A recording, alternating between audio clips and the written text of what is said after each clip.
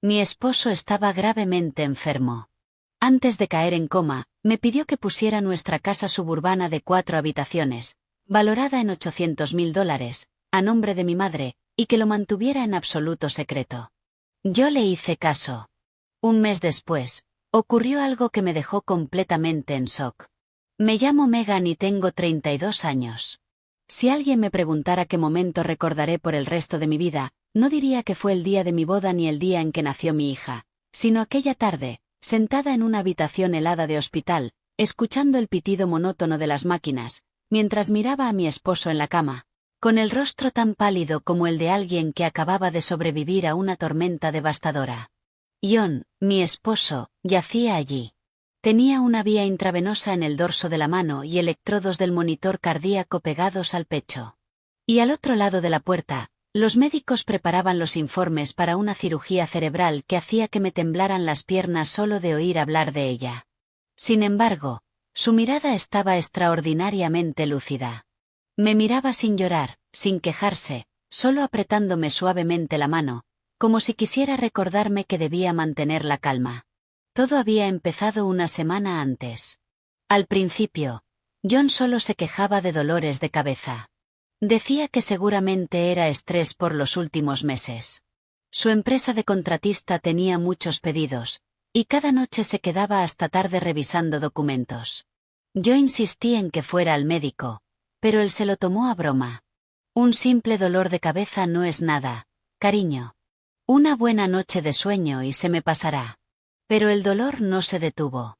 Un día, mientras cenábamos, se le cayó el tenedor, se agarró la frente y se le fue todo el color de la cara. Otro día, al salir del baño, tuvo que apoyarse contra la pared porque de repente se le nubló la vista. Empecé a asustarme. Pero lo que realmente me alarmó fue la noche en que John estaba cargando a nuestra hija Lily, a quien llamamos Lily Bug, en casa. Ella se reía, con sus bracitos alrededor del cuello de su padre, rogándole que jugara y la hiciera volar por la sala. John apenas había dado 2 vueltas cuando su cuerpo se detuvo en seco. Antes de que yo pudiera preguntarle qué pasaba, tropezó, agarrándose la cabeza con una mano e intentando sostener a la niña con la otra. Corrí para atrapar a Lily. Justo después, John se desplomó en el suelo. El golpe seco de sus rodillas contra la madera hizo que se me parara el corazón. Lily rompió a llorar aterrada. «Mamá, ¿qué le pasa a papá?». Temblando, marqué el 911, repitiendo el nombre de mi esposo una y otra vez.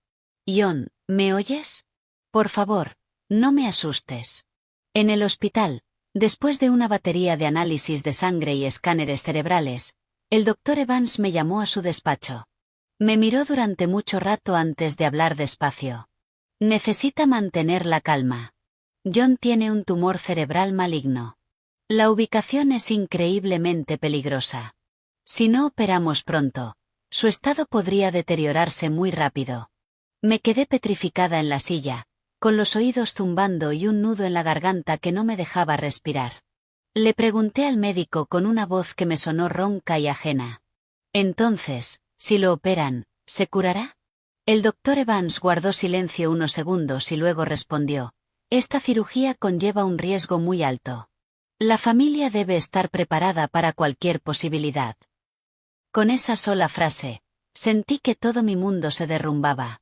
Volví a la habitación intentando secarme las lágrimas antes de entrar, pero John me miró y lo supo al instante. Extendió débilmente la mano hacia mí. Me senté junto a él, al borde de la cama, y antes de poder decir una palabra, las lágrimas empezaron a caer sin control. John sonrió levemente, con una sonrisa tan pálida que dolía. «Te ves fatal cuando lloras, Megan». Le apreté la mano, conteniendo las emociones. «Deja de decir tonterías. Vas a estar bien. El médico es de primera. Y además, tenemos a Lily». John miró por la ventana, donde la luz tenue de la tarde caía sobre el suelo blanco y estéril, y susurró: «No tengo miedo de morir. Solo tengo miedo de que, si no despierto, te acorralen a ti y a la niña». Me quedé helada. John no dijo quiénes eran ellos, pero lo entendí. La casa colonial de $800.000 en la que vivíamos era nuestro mayor patrimonio. No nos había caído del cielo. Una parte eran los ahorros que habíamos reunido con esfuerzo durante años. Otra parte era la entrada que mis padres nos habían regalado. El resto era una hipoteca considerable que pagábamos juntos religiosamente cada mes. Para mí, era nuestro hogar, pero a los ojos de algunas personas, era un botín muy jugoso. Mi suegra, Margaret, nunca había querido de verdad a Lily. No le pegaba ni le gritaba delante de desconocidos, pero sus palabras a menudo pinchaban como agujas.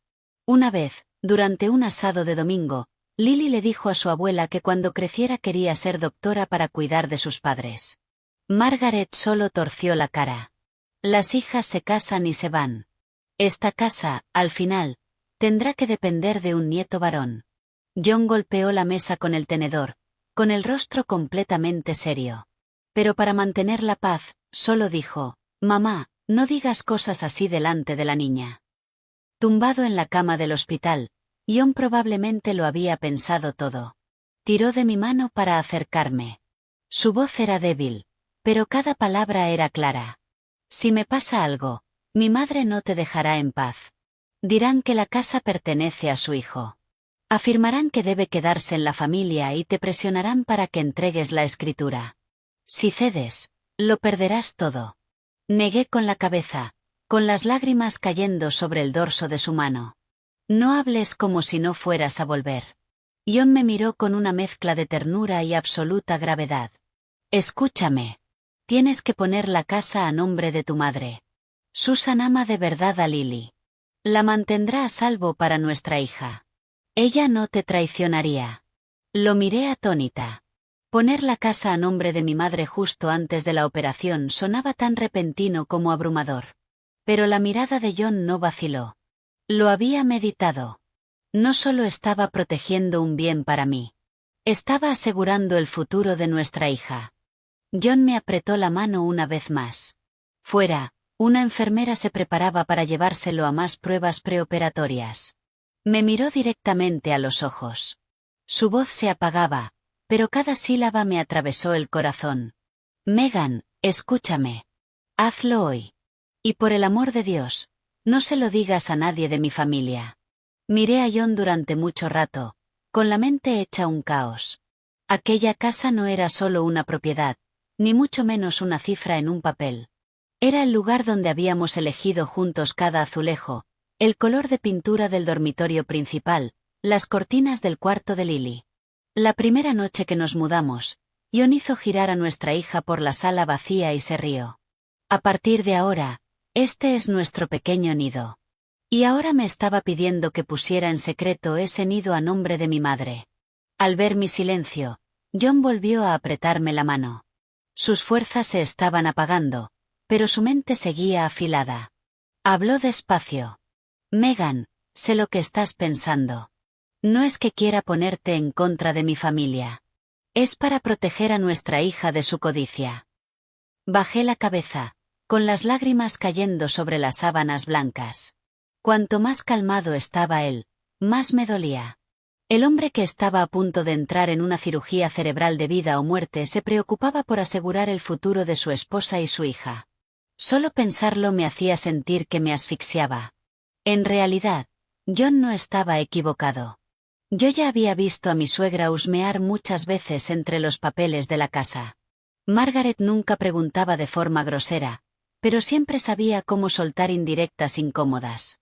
Una vez, mientras nos visitaba, se paró frente al archivador de nuestra oficina en casa, fingiendo quitar el polvo, y preguntó, «¿Dónde guardan ustedes la escritura de la casa? ¿A nombre de quién está? ¿Cuánto les queda por pagar de hipoteca?». Yo solo sonreí para quitarle importancia, diciendo, «John se encarga de todo el papeleo». Al oír eso, ella soltó una mueca de desprecio. «Los bienes que gana un hijo, su familia tiene que conocerlos. Demasiados papeles en manos de una mujer solo traen problemas». Otra vez, durante una cena de acción de gracias en casa de mis suegros, Margaret soltó una indirecta pasivo-agresiva delante de todos los parientes. «Las nueras de hoy en día son demasiado listas. Si la familia del esposo no tiene cuidado, lo pierde todo. Los bienes de un hijo deberían administrarlos sus padres. Es lo correcto». En ese momento, John dejó caer los cubiertos y fulminó a su madre con la mirada. Mamá, nosotros nos ocupamos de nuestra propia casa. No uses lo correcto como excusa para hablar de mis finanzas. Margaret se calló, pero desde aquel día, su mirada hacia mí fue helada. Saqué el teléfono y llamé a mi madre. Al oír su voz, apenas pude contenerme. Le conté lo de la enfermedad de John, lo que había dicho el médico, y con la voz rota, le transmití la petición de John. Hubo un largo silencio al otro lado. Oí la respiración temblorosa de mi madre y el sonido de una silla arrastrándose contra el suelo. Mi madre quería a John como a un hijo. La noticia del tumor ya era suficiente para dejarla en shock, y mucho más una petición tan seria. Un momento después, mi madre habló, con la voz quebrada pero firme. Si pongo la casa a mi nombre, no es para quitártela. Es para asegurar tu futuro. Si John, estando en pleno uso de sus facultades, te ha pedido que hagas esto, es porque conoce a su familia mejor que nadie. Rompí a llorar. Mi madre continuó, tenemos que hacerlo perfectamente conforme a la ley, palabra por palabra, para que después nadie pueda demandarte ni acusarte de nada. Esa misma tarde, mi madre contactó con un abogado, el señor Peterson, un viejo amigo de mi padre. El señor Peterson llegó rápido al hospital con su maletín de cuero y una expresión sombría. No se apresuró. Interrogó a John en detalle sobre cada punto, desde su estado de salud y su deseo de transferir la propiedad mediante una escritura de renuncia rápida a un fideicomiso, hasta el origen de los fondos de la casa y si estaba siendo coaccionado. John, aunque débil, respondió con absoluta claridad. Miró al señor Peterson a los ojos y dijo, quiero proteger a mi esposa y a mi hija. Si sobrevivo, la casa seguirá siendo nuestro hogar. Si no, al menos nadie podrá echarlas a la calle. Para asegurarse de que todo quedara blindado, llamaron al doctor Evans para certificar que John estaba completamente lúcido y que poseía plena capacidad mental para tomar decisiones legales. Todos los documentos necesarios se prepararon meticulosamente. John firmó cada página de su puño y letra. Después de cada firma, tenía que cerrar los ojos y descansar un momento por el dolor de cabeza desgarrador. Yo permanecía a su lado, con las manos tan apretadas que las uñas se me clavaban en las palmas, sintiendo una inmensa pena por él y aterrada por el día en que tal vez tuviera que usar esos papeles para luchar contra su propia familia. Para evitar sospechas, llamé a Margaret y le dije que tenía que salir a gestionar formularios del seguro médico y pagos anticipados para la cirugía de John. Ella solo dijo, «Está bien». Sin preguntar a dónde iba, simplemente me dijo que tuviera cuidado. En ese momento, intenté consolarme pensando que quizá estaba siendo demasiado dura con ella, que tal vez solo estaba preocupada por su hijo. Pero más tarde, una enfermera que conocía me contó en secreto que, mientras yo no estaba, Margaret no le preguntó a John cómo se sentía ni qué necesitaba para la cirugía. Acorraló al médico en el pasillo y le preguntó en voz baja, si le pasa algo a mi hijo, ¿cómo se maneja su patrimonio? Oír eso me recorrió la espalda como un escalofrío. Aquella pregunta fue como un cubo de agua helada sobre las pocas dudas que me quedaban. Su hijo estaba en una cama a punto de enfrentarse a una cirugía cerebral de vida o muerte, y lo primero que le preocupaba era su patrimonio. Ya no me sentí culpable. Solo sentí una tristeza sin fondo por John. Resulta que no estaba siendo paranoico. Simplemente conocía demasiado bien a la familia en la que había nacido. Cerca del anochecer, por fin se completó todo el papeleo crucial.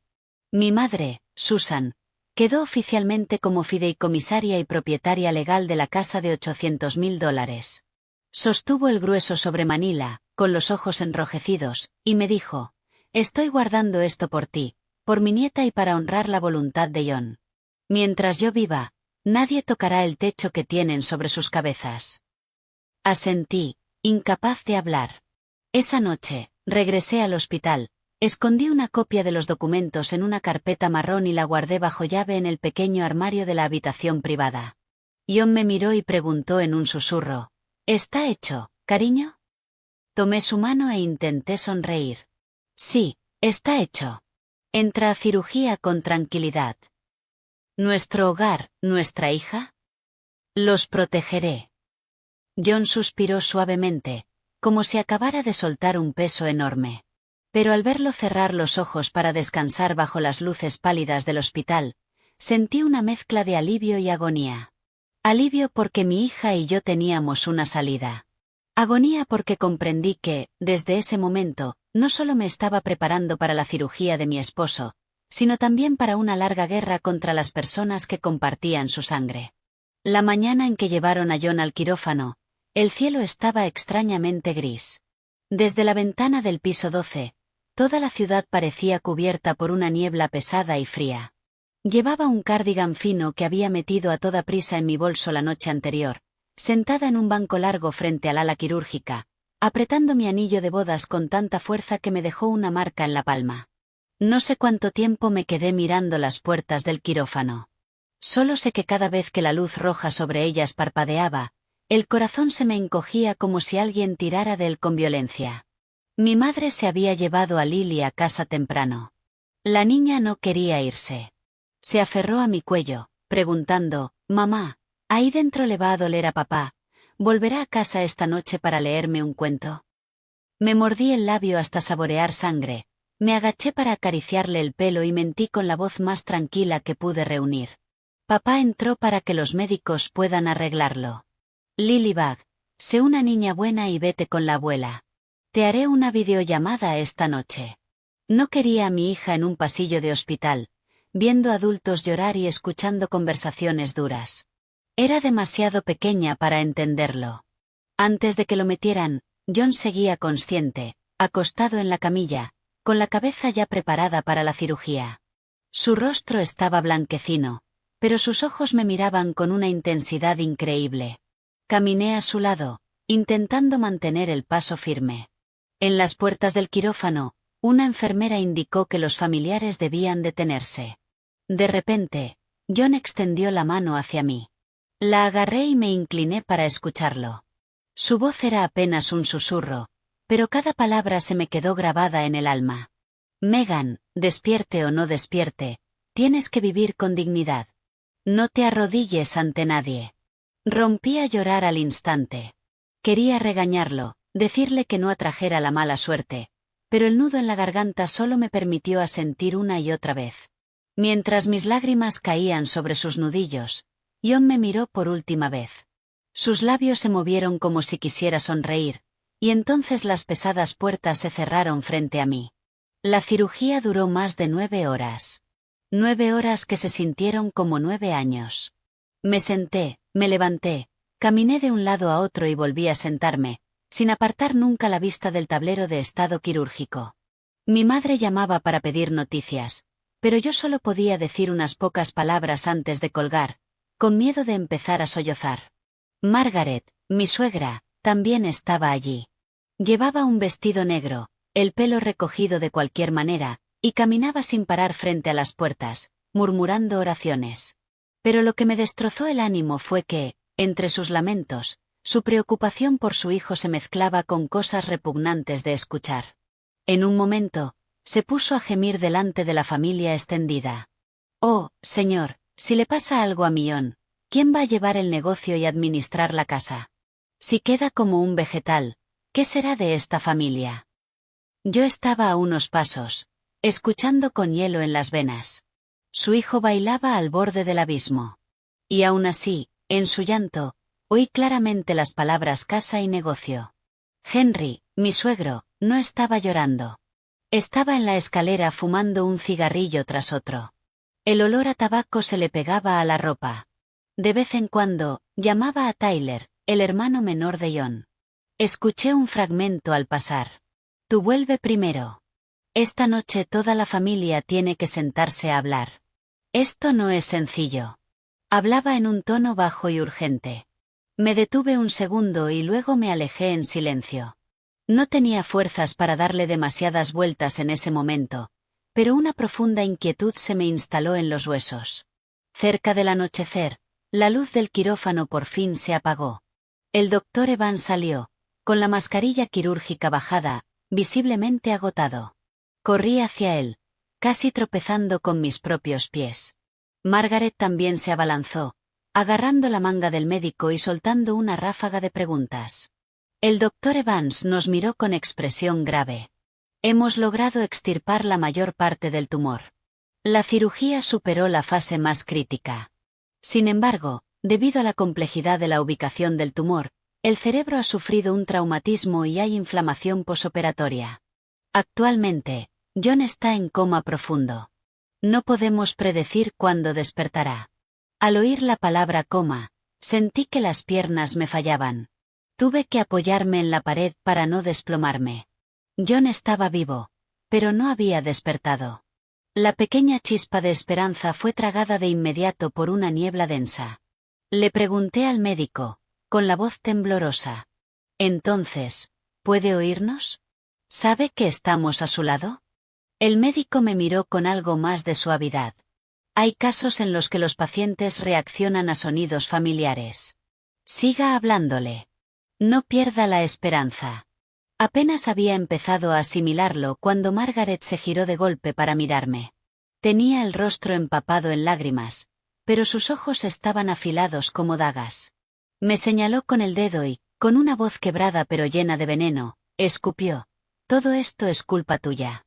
Si hubieras sabido cuidar de un esposo, si le hubieras dicho que descansara, no estaría aquí. Desde que se casó contigo, ha trabajado como un perro. ¿Estás contenta ahora? Me quedé sin palabras. La que más sufría no era solo ella. Yo era su esposa. La que acababa de escuchar que su marido quizá nunca despertaría. Y aún así, ella encontró la forma de culparme por un tumor cerebral.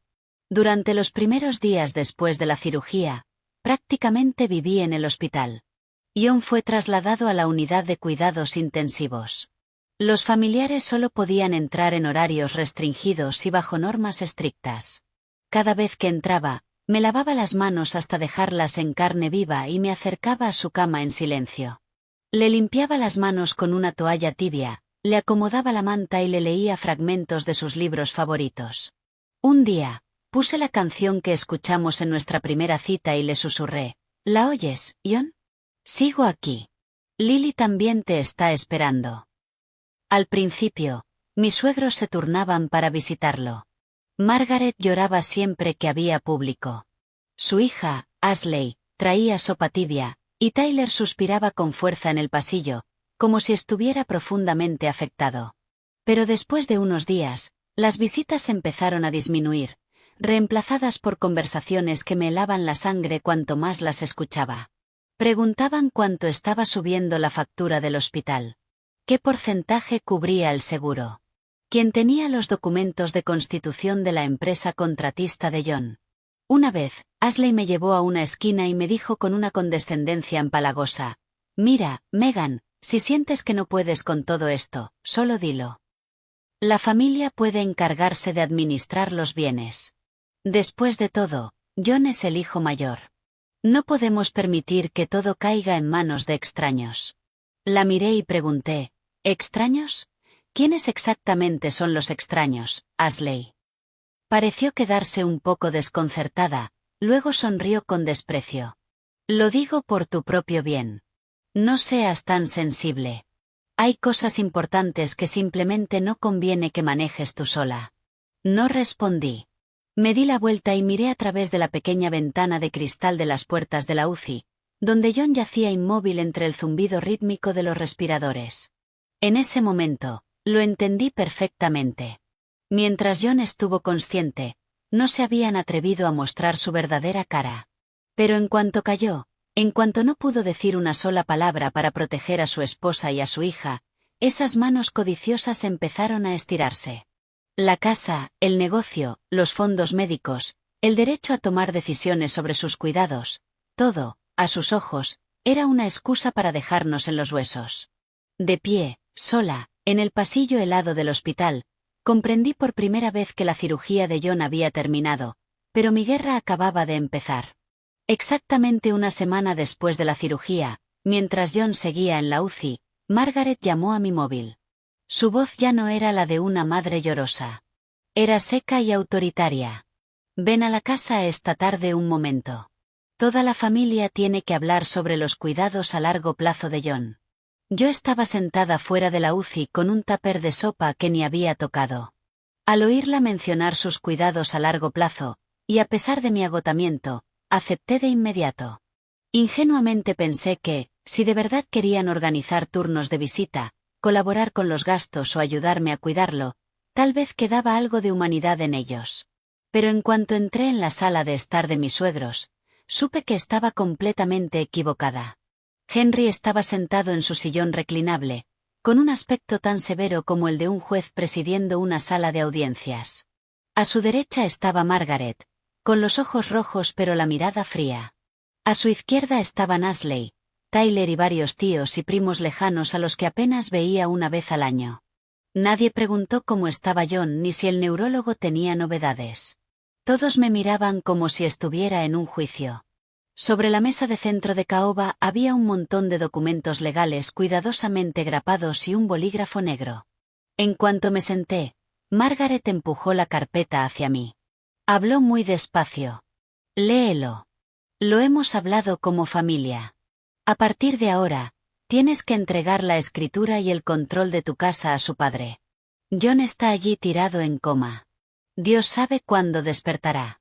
No podemos dejar un bien tan grande en manos de una mujer joven. Bajé la mirada hacia los papeles y sentí que se me formaba un nudo en la garganta. Era un poder notarial y un acuerdo de administración de propiedad que afirmaba que yo cedía voluntariamente el control de la escritura de la casa a Henry, permitiéndole administrarla en nombre de John y obligándome legalmente a no vender, alquilar, hipotecar ni transferir la propiedad sin el consentimiento de la familia paterna. Cada línea era como una cuchilla deslizándose ante mis ojos. John seguía vivo. Seguía respirando gracias a las máquinas, y ellos ya estaban allí sentados redactando documentos legales para repartirse nuestro hogar. Margaret se ajustó el pañuelo alrededor del cuello y dijo con un tono moralista repugnante: John es hijo de esta familia. Si está enfermo, sus bienes deben ser protegidos por sus padres.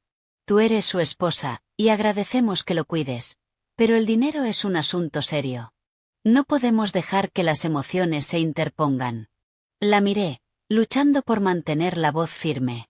¿Y por qué exactamente necesitan protegerlo ustedes? Apenas terminé la pregunta cuando Tyler soltó una carcajada burlona. Estaba sentado con las piernas cruzadas, lanzando las llaves del coche en la mano, impaciente, como si esperara su turno para testificar. Parece que no lo entiendes, cuñada. Dejar una casa grande así vacía es un desperdicio. La vendemos e invertimos el dinero en mi proyecto de suministros de construcción. Tengo un proveedor brutal preparado. En unos meses moviendo inventario, ganaremos mucho más que dejándolo sentado en un banco. Que John esté en el hospital cuesta una fortuna. El dinero tiene que producir dinero. No vamos a conservar una casa solo para mirarla. Miré a Tyler, incapaz de creer lo que estaba escuchando. Resultaba que hablar de los cuidados a largo plazo de John significaba liquidar su hogar para financiar el arriesgado negocio de su hermano. Su hermano mayor estaba en coma, y él ya planeaba usar el refugio de su familia como capital inicial. Pregunté en voz baja: ¿y si tu negocio se hunde? Tyler frunció el ceño. En los negocios hay que correr riesgos. Por eso tú estás estancada. Piensas demasiado pequeño. Ashley, sentada a su lado, intervino con un tono dulce pero venenoso. Megan, sinceramente, eres mujer y solo tienes a la pequeña Lily. Administrar un patrimonio enorme te convierte en blanco de estafadores. Y si John no se recupera, eres joven. ¿Qué pasa si te vuelves a casar? Entonces la riqueza de la familia cae en manos de un extraño. Un tío abuelo asintió con aprobación y añadió: es verdad. Con las viudas jóvenes, nunca se sabe. Hay que pensar primero en la línea de sangre. Al oír eso, las manos que tenía apoyadas sobre las rodillas se me quedaron heladas. No me veían como la esposa de John. Ni siquiera veían a Lily como su propia sangre solo porque era una niña. A sus ojos, nosotras éramos solo dos inquilinas temporales en aquella casa, esperando a que John se consumiera para poder echarnos a la calle. Miré cada rostro de aquella habitación y me pregunté cuánto destruiría a John oír esas palabras si estuviera plenamente consciente. Al ver mi silencio, Margaret pensó que estaba cediendo. Tomó el bolígrafo, lo colocó sobre los documentos y los empujó más cerca de mí. Firma. Si firmas, esta familia seguirá considerándote una nuera. No te trataremos mal ni a ti ni a tu hija, pero tienes que ser razonable. Una mujer que vive en la casa de su marido, lo más importante es que sepa obedecer. Bajé la mirada hacia el bolígrafo, sintiendo una mezcla tóxica de rabia y frialdad absoluta. Por fuera, intenté parecer confundida. Metí la mano en el bolsillo de mi cardigan, activé discretamente la grabadora de voz de mi iPhone y luego levanté la vista. Hablé suavemente. Esta es una decisión muy importante. Necesito tiempo para pensarlo. John sigue en el hospital. No puedo decidir esto sola ahora mismo. Henry golpeó la mesa con el puño. ¿A quién más vas a preguntarle? Tu esposo es un vegetal. ¿Crees que puede responderte? Estamos aquí para ayudarte y tú te haces la difícil. Tyler se inclinó hacia adelante, con un tono cada vez más amenazante. No creas que porque tu nombre aparece en algunos papeles ya ganaste. Si mi hermano despierta, también tendrá que hacer lo que digan mis padres. Y si no despierta, dejó la frase en el aire, pero sus ojos lo dijeron todo. Un escalofrío me recorrió la espalda, pero apreté la mandíbula y guardé silencio. De repente, Margaret se puso de pie de un salto. La falsa cortesía desapareció. Señaló con el dedo a centímetros de mi rostro, con su voz chillona resonando contra las paredes del comedor. No creas que porque John estaba loco por ti la casa es tuya. Todavía no está muerto, pero esta familia tiene que planificar con anticipación. Si eres lista, firmarás. No nos obligues a bajar a ese hospital y sacarte de allí arrastrándote del pelo. La miré, con el corazón dolorido, pero la mente extrañamente clara. La grabadora seguía funcionando en mi bolsillo. Cada amenaza había quedado registrada. Me levanté, tomé mi bolso y asentí levemente. Si hoy solo hemos podido hablar de bienes raíces y nadie se ha molestado en preguntar si John está bien, entonces vuelvo al hospital. Mi esposo me está esperando. Nadie me acompañó hasta la puerta. Detrás de mí, la voz de Margaret seguía resonando, cargada de desprecio. Ya veremos cuánto aguantas. Salí a la calle. Ya estaba oscuro y el viento cortante me golpeó la cara, pero por dentro ya no temblaba. Sabía que, desde ese momento, las máscaras habían caído y yo no tenía absolutamente ninguna razón para contenerme. 3 días después de aquella horrible reunión familiar, yo seguía en el hospital. Esa mañana, una llovizna fría se filtraba por las ventanas, haciendo que el pasillo de la UCI pareciera aún más lúgubre. Acababa de cambiar el recipiente de agua tibia que usaba para limpiar las manos de John, susurrándole mis actualizaciones de siempre al oído. Ya has dormido bastante, dormilón. Lily dibujó ayer una imagen de los 3. Dice que, cuando despiertes, la pegará en la cabecera de tu cama. John seguía completamente quieto, con el rostro notablemente más delgado, los labios pálidos y las pestañas descansando pacíficamente bajo la dura luz fluorescente, pero yo seguía creyendo que podía oírme. Tenía que creerlo, porque si no, no sabría de dónde sacar fuerzas para seguir en pie. Acababa de terminar de doblar la toalla cuando unos pasos apresurados resonaron fuera de la habitación. Segundos después, Margaret apareció en la puerta, flanqueada por Tyler y Ashley. No preguntó cómo estaba John, ni miró los monitores. Ni siquiera miró a su propio hijo. En cuanto llegó a la sala de espera, lanzó violentamente un montón de fotocopias sobre la silla de plástico frente a mí. Los papeles se esparcieron por el suelo de linóleo. Su voz temblaba de pura furia. ¿Te crees muy lista, Megan? Tu esposo acaba de salir de una cirugía cerebral, está entre la vida y la muerte, y tú ya has malversado su patrimonio para dárselo a tu familia. Me agaché para recoger unas cuantas páginas. Era un registro de propiedad estándar del secretario del condado. En él, la casa de $800,000 ya no figuraba a nuestro nombre. La propietaria legal actual era el fideicomiso Susan Living Trust. No me sorprendió. Simplemente no esperaba que se enteraran tan rápido. Tyler, de pie junto a ella con los brazos cruzados, sonrió con desprecio. ¿Pensaste que lo hiciste en secreto? Una casa no es una aguja en un pajar.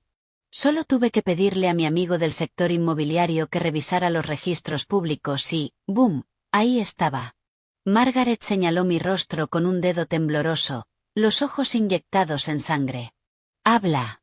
Aprovechaste que mi hijo estaba enfermo y fuera de sí para obligarlo a firmar. Tú y tu madre planearon robar la casa, ¿verdad? Coloqué los papeles sobre la silla e intenté mantener la voz estable. Tienes que medir lo que dices. Cada paso legal se tomó cuando John estaba plenamente consciente, con un abogado presente y un médico que certificó su estado cognitivo. No hubo coacción. Margaret soltó una risa estridente que me puso los pelos de punta. ¿Consciente? Tenía un tumor cerebral y estaban a punto de abrirle la cabeza. ¿Y dices que estaba consciente? ¿Crees que somos idiotas? Voy a demandarte a ti y a tu madre hasta hundirlas. No permitiré que la riqueza de mi familia caiga en manos de una cazafortunas.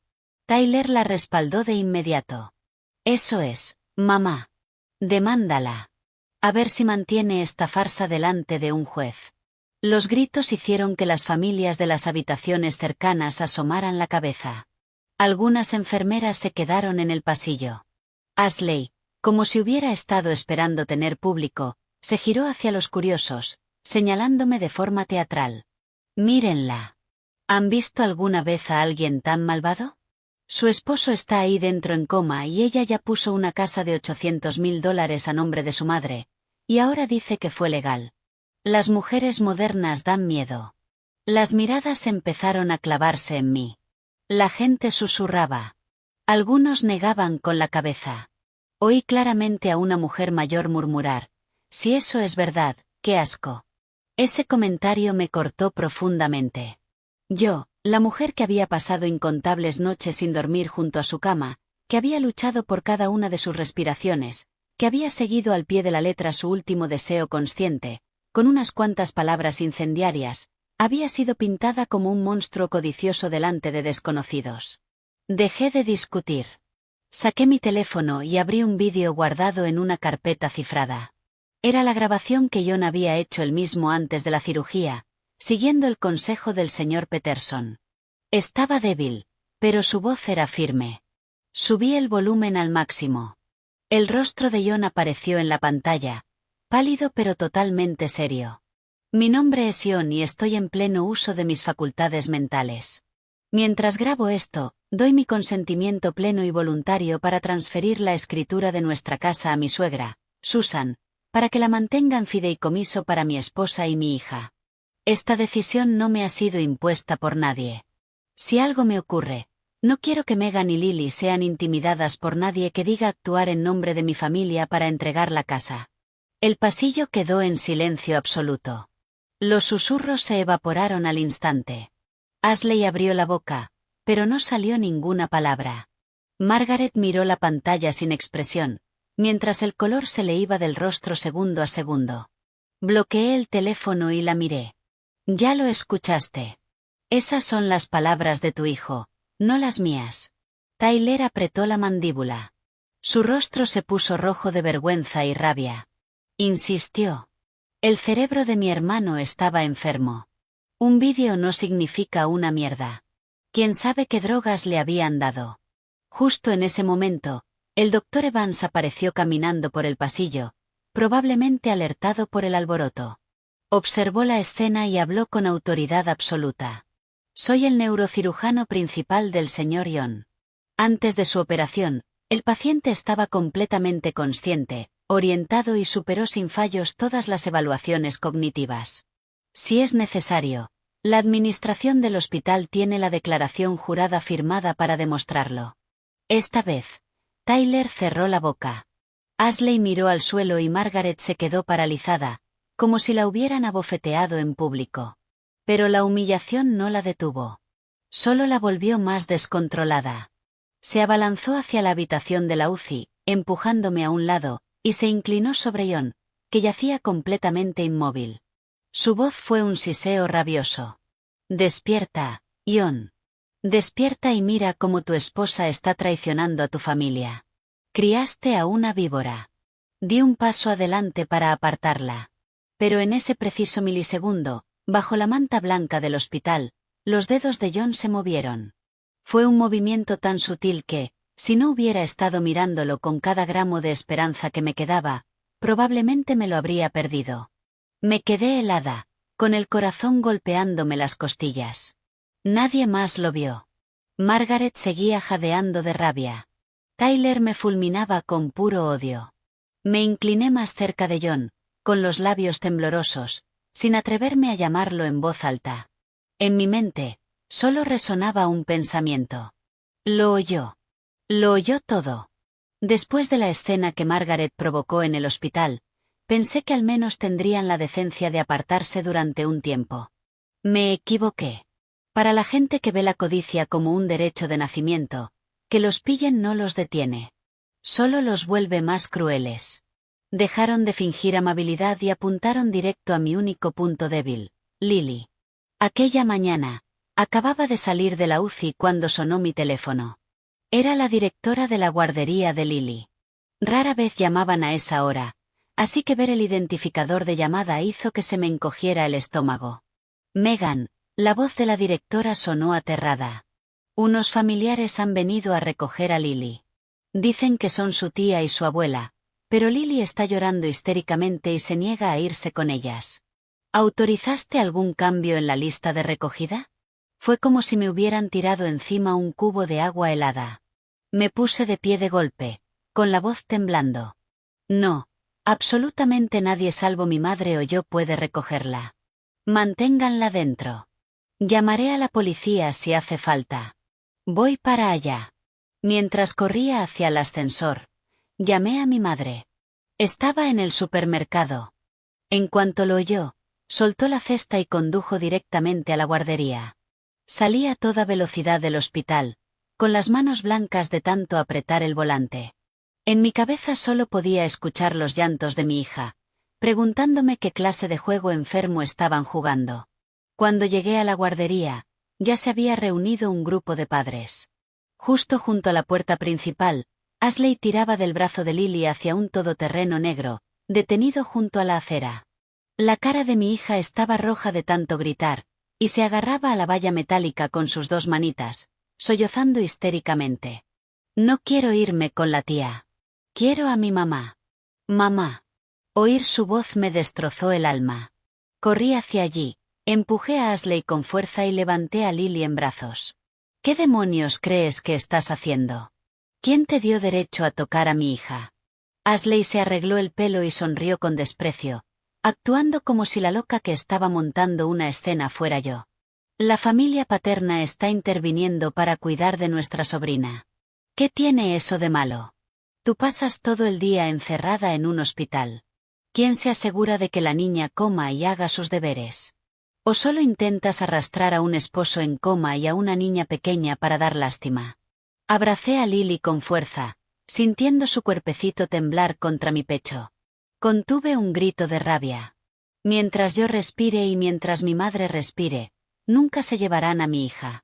Si vuelves a ponerle una mano encima, haré que te arresten por secuestro. Apenas terminé de hablar cuando la voz de Margaret retumbó detrás de mí. Llámalos. A ver si los policías creen a una madre mentalmente inestable o a su familia extendida preocupada. Me giré de golpe.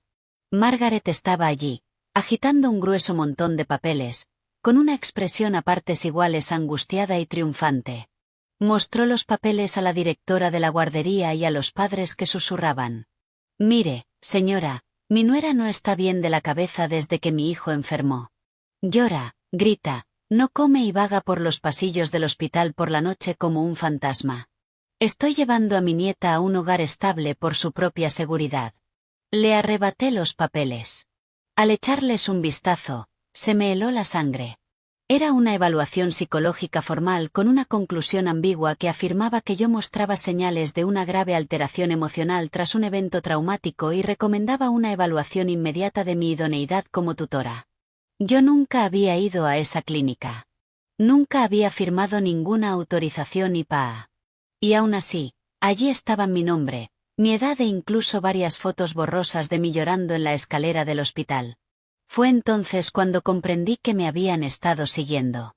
Las veces que me había desplomado de agotamiento en un banco fuera de la UCI. Las veces que lloré en la escalera abrazando la camisa de franela sin lavar de John. Todo había sido fotografiado por un investigador privado para construir un falso caso de servicios de protección infantil contra mí. Miré a Margaret con odio, ahogada por el asco. Estás usando mi dolor por tu hijo moribundo para hacerme pasar por loca. Tyler salió del todoterreno, con el pecho inflado, hablando fuerte para que la multitud lo oyera. Una mujer que acapara una casa de $800.000 y se niega a venderla para pagar los tratamientos que podrían salvarle la vida a su esposo. ¿Qué derecho tiene a criar a una niña? Nuestra familia solo quiere proteger a la pequeña, y aquí estás tú montando un escándalo en público. ¿Tienes miedo de perder a tu hija o solo de perder la excusa para quedarte con la casa? Los susurros se hicieron más fuertes. Oí a una madre murmurar que las familias ricas siempre tenían peleas de custodia complicadas. Otra dijo que, si la madre realmente estaba sufriendo un colapso, tenía sentido que los abuelos intervinieran. Cada palabra era una aguja en mi oído. Sabía que cuanto más tiempo me quedara, más fácil sería para ellos humillarme en público. Acomodé a Lily sobre mi cadera y le dije a la directora, desde hoy, estableceré una contraseña. Solo mi madre o yo podemos llevárnosla. Si estas personas vuelven a aparecer, llamen al 911 de inmediato. Me giré para caminar hacia mi coche, pero Margaret se abalanzó y me agarró del brazo. Yo simplemente tiré del brazo para apartarla de Lily. Pero al instante, Margaret se llevó las manos al pecho, se tiró al suelo de cemento y gimió teatralmente. Oh, Dios mío, la nuera está golpeando a su suegra para robarse a la niña. Que alguien me ayude. Mi hijo se está muriendo y su esposa ha perdido la cabeza. Me quedé paralizada. Ashley corrió al lado de su madre mientras Tyler gritaba, «Graben esto. Todos, saquen los teléfonos para tener pruebas». En cuestión de segundos, media docena de hipones apuntaban hacia mí. Con mi hija aterrorizada en brazos, en medio de un estacionamiento, sentí una ola tóxica de rabia y humillación profunda.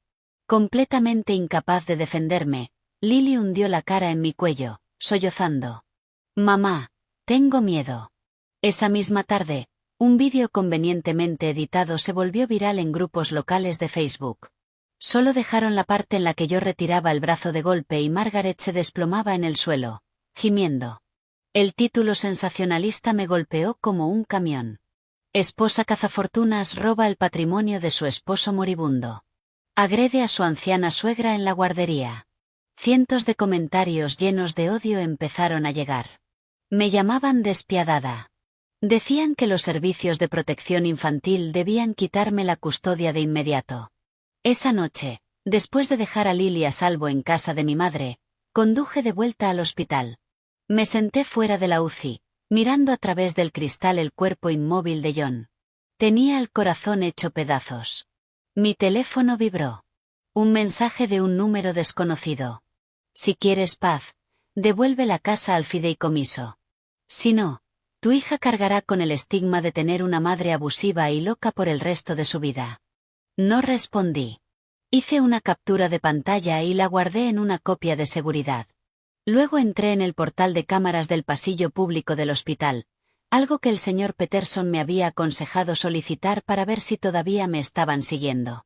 El corazón me golpeaba mientras repasaba las imágenes. Unos días antes, mientras yo lloraba en la sala de espera, un hombre estaba de pie en una esquina grabándome con su teléfono. Llevaba una gorra de béisbol y una mascarilla quirúrgica, pero reconocí su postura y su chaqueta North Face. Era uno de los amigos de Tyler. Al final del clip, el propio Tyler se acercó y tomó el teléfono de la mano del tipo. Me quedé mirando la pantalla, con las manos heladas. Nada de esto era espontáneo. Las fotos, la falsa evaluación psicológica, la trampa en la guardería, todo era una emboscada perfectamente coordinada. Miré a John al otro lado del cristal y susurré, «Necesitas despertar. Pero antes de que lo hagas, te juro por Dios que no dejaré que toquen ni un pelo de la cabeza de nuestra hija». Aquella noche, el hospital estaba inquietantemente silencioso. Alrededor de las 2 de la madrugada, El pasillo de la UCI solo estaba iluminado por las duras luces fluorescentes que rebotaban en los suelos encerados. El zumbido rítmico de las máquinas de soporte vital sonaba como la respiración pesada del propio edificio. Yo acababa de bajar a la cafetería a por un café tibio porque no había comido desde el mediodía. Mi mente daba vueltas con el incidente de la guardería, los papeles falsificados y Tyler moviendo los hilos. Cuando el ascensor sonó en la planta de la UCI, apenas di 2 pasos antes de quedarme congelada. La puerta de la habitación de John estaba ligeramente entreabierta. Desde dentro, una figura masculina salió sigilosamente. Llevaba una gorra de béisbol baja y una mascarilla quirúrgica subida hasta los ojos, pero su forma de andar y aquella chaqueta gris lo delataron al instante. Era Tyler. Me vio y dio un respingo, pero recuperó su postura arrogante un segundo después. Me acerqué a él con paso firme, mi voz convertida en un susurro bajo y letal. ¿Qué demonios haces en la habitación de tu hermano a las 2 de la madrugada? Tyler se encogió de hombros, se bajó la mascarilla y sonrió con suficiencia. Solo visitaba a mi hermano mayor. ¿Por qué estás tan paranoica? ¿O es que su propia sangre ya no puede verlo? Lo miré directamente a los ojos. Su mirada no era la de un hermano afligido. Era evasiva, apresurada, la mirada de un criminal atrapado con las manos en la masa. No discutí. Pasé empujándolo y entré en la habitación.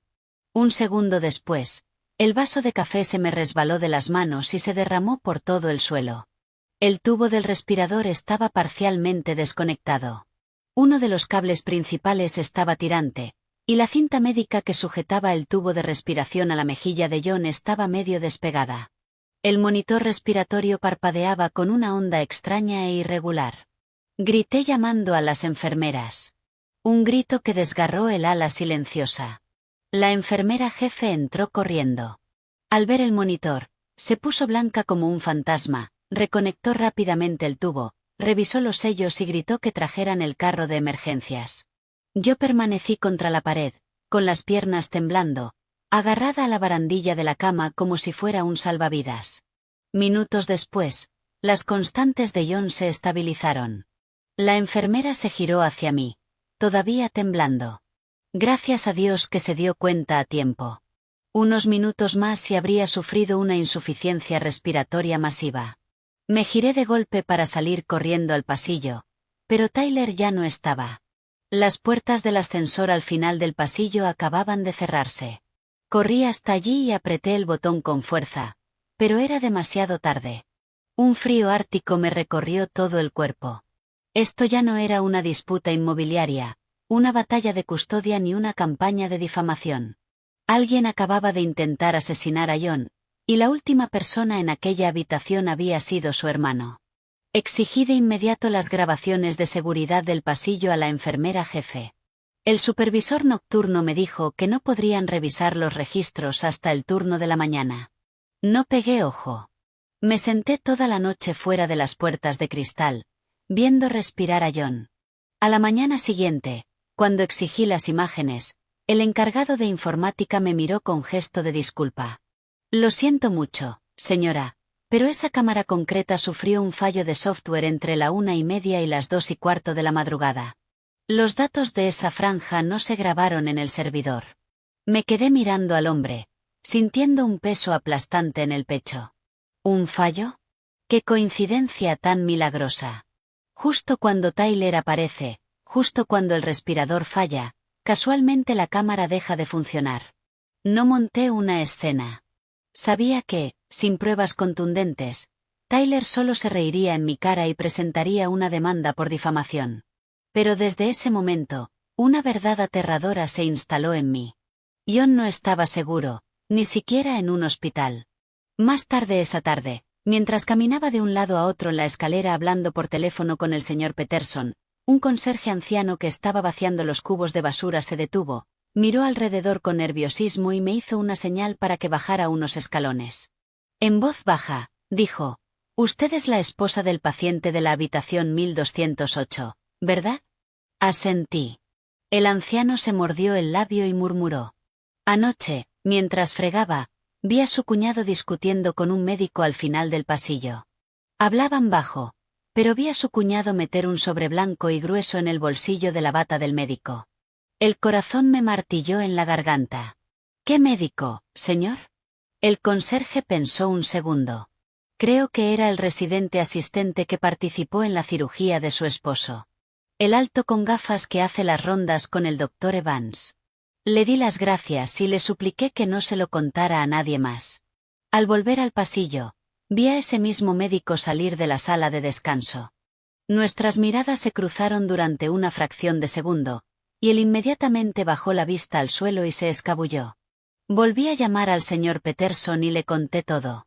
Esa noche, él contrató a un investigador privado para revisar las finanzas de Tyler. El informe llegó más rápido y fue mucho más aterrador de lo que yo habría imaginado. Tyler se estaba ahogando en una deuda de $400.000 con casas de apuestas deportivas extranjeras y prestamistas locales. Los cobradores ya habían aparecido en su almacén de suministros de construcción, le habían destrozado el inventario y le habían enviado mensajes amenazando con que, si no pagaba en 30 días, toda su familia acabaría en bolsas para cadáveres. Sostuve el correo impreso de mi abogado con las manos heladas. Ahora entendía la desesperación psicótica de Tyler por vender la casa. No había ninguna oportunidad de inversión. Era dinero de rescate para salvar sus propias rodillas. Y si estaba dispuesto a desconectar el respirador de su hermano para salir de sus deudas, no había límite para lo que esa gente podía hacer. Esa tarde, cuando pasé por nuestra casa para recoger más ropa limpia para John, escuché por accidente a Tyler y Ashley hablando en la sala. Me quedé congelada detrás de la puerta principal, conteniendo la respiración. Tyler siseó. Mientras John siga como un vegetal, tarde o temprano un juez nos dará la casa. Ashley respondió, con la voz fría como el hielo. No seas idiota. Tenemos que presionar a Megan para que la entregue voluntariamente. Así nuestras manos quedan limpias. Si haces una estupidez y se mete la policía, todos caemos. Me quedé paralizada en la entrada. El hombre al que John llamaba hermano, que comía en nuestra mesa y a quien John le había prestado dinero para iniciar su negocio, esperaba activamente que siguiera con muerte cerebral para liquidar su vida. Y Ashley, que siempre hacía de hermana cariñosa, estaba planeando de forma clínica cómo romperme. Me tapé la boca para ahogar un sollozo. Mientras retrocedía desde la puerta, mi teléfono vibró. Era el señor Peterson. Su voz sonaba más grave de lo habitual. Megan, escucha con atención. Acabo de recibir aviso de un empleado del Tribunal Testamentario. Alguien está presentando en secreto una petición de emergencia para declarar a John incapacitado permanentemente y establecer una tutela legal. Si un juez la concede, usarán su condición de familiares directos para tomar el control de todo su patrimonio y de todas las decisiones médicas. Cerré los ojos, sintiendo que el suelo desaparecía bajo mis pies. No solo querían que John siguiera dormido.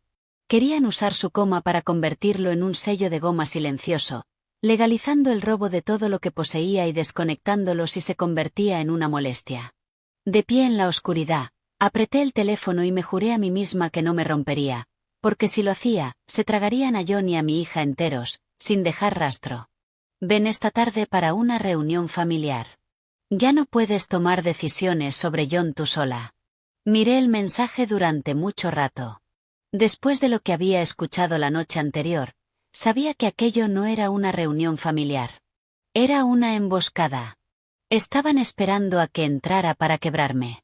Llamé de inmediato al señor Peterson. Al escuchar el plan, me dio una sola instrucción. Ve. Pero no vayas sola legalmente. Activa la ubicación compartida por GPS, y empieza a grabar en cuanto salgas del coche.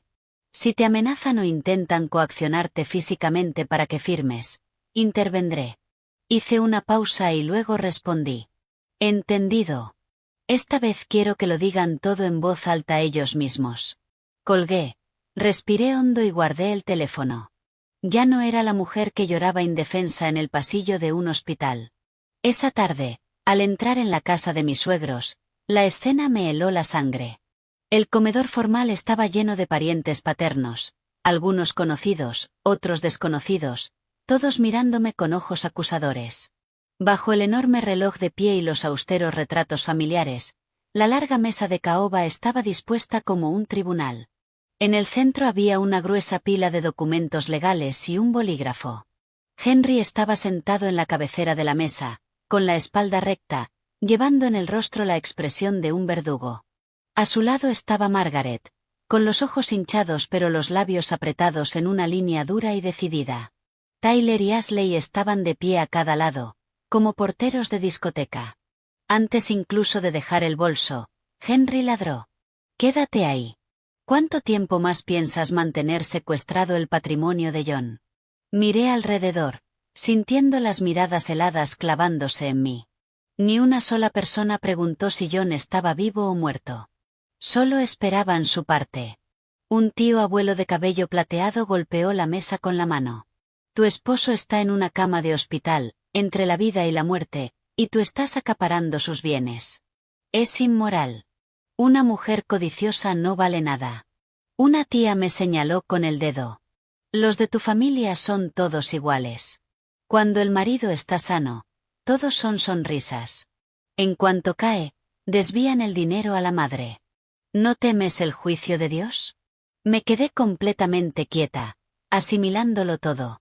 Días antes, habría temblado, habría llorado, les habría suplicado que entendieran. Pero en ese momento, cuanto más me insultaban, más fría me volvía. Hice una sola pregunta. ¿Me llamaron aquí para preguntar por la actividad cerebral de John o para obligarme a firmar un papel? La habitación quedó en silencio durante unos segundos. Entonces, furiosa, Margaret arrebató los papeles de la mesa y los lanzó a mis pies. «Firma, y todo esto desaparecerá». Me agaché y leí la portada. Poder notarial irrevocable y transferencia de derechos fiduciarios. El contenido era tan descarado que me dieron ganas de reír.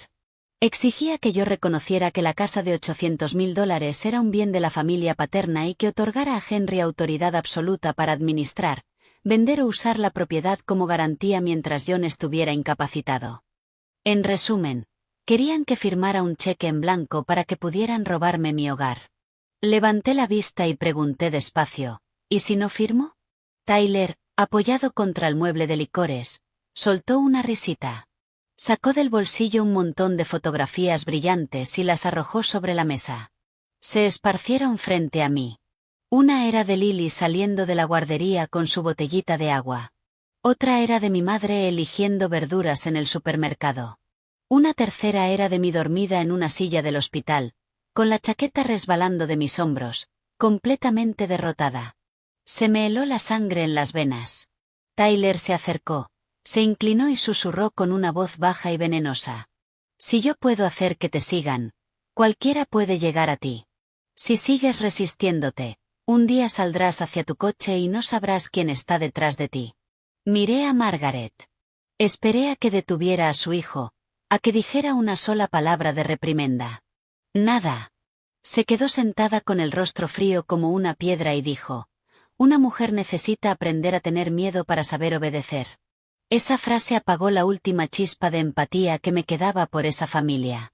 Saqué mi iPhone del bolsillo, subí el volumen al máximo y pulsé reproducir.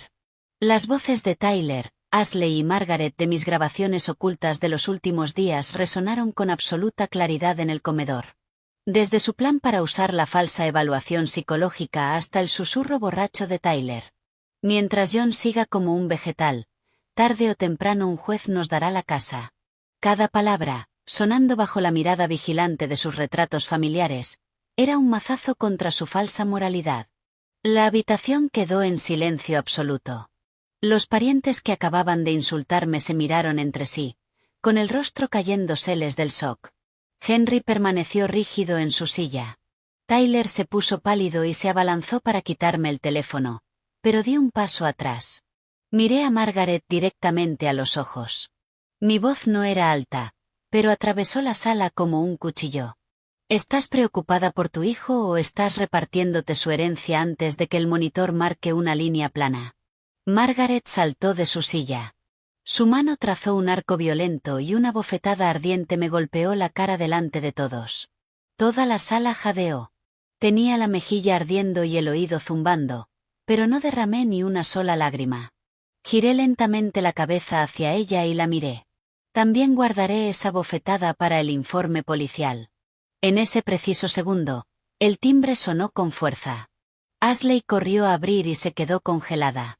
El señor Peterson entró, flanqueado por 2 policías uniformados. Me miró, y su rostro se oscureció al ver la marca roja en mi mejilla. He recibido una señal de emergencia de mi clienta. Tenemos informes de coacción física para firmar documentos legales, extorsión y amenazas de daño físico.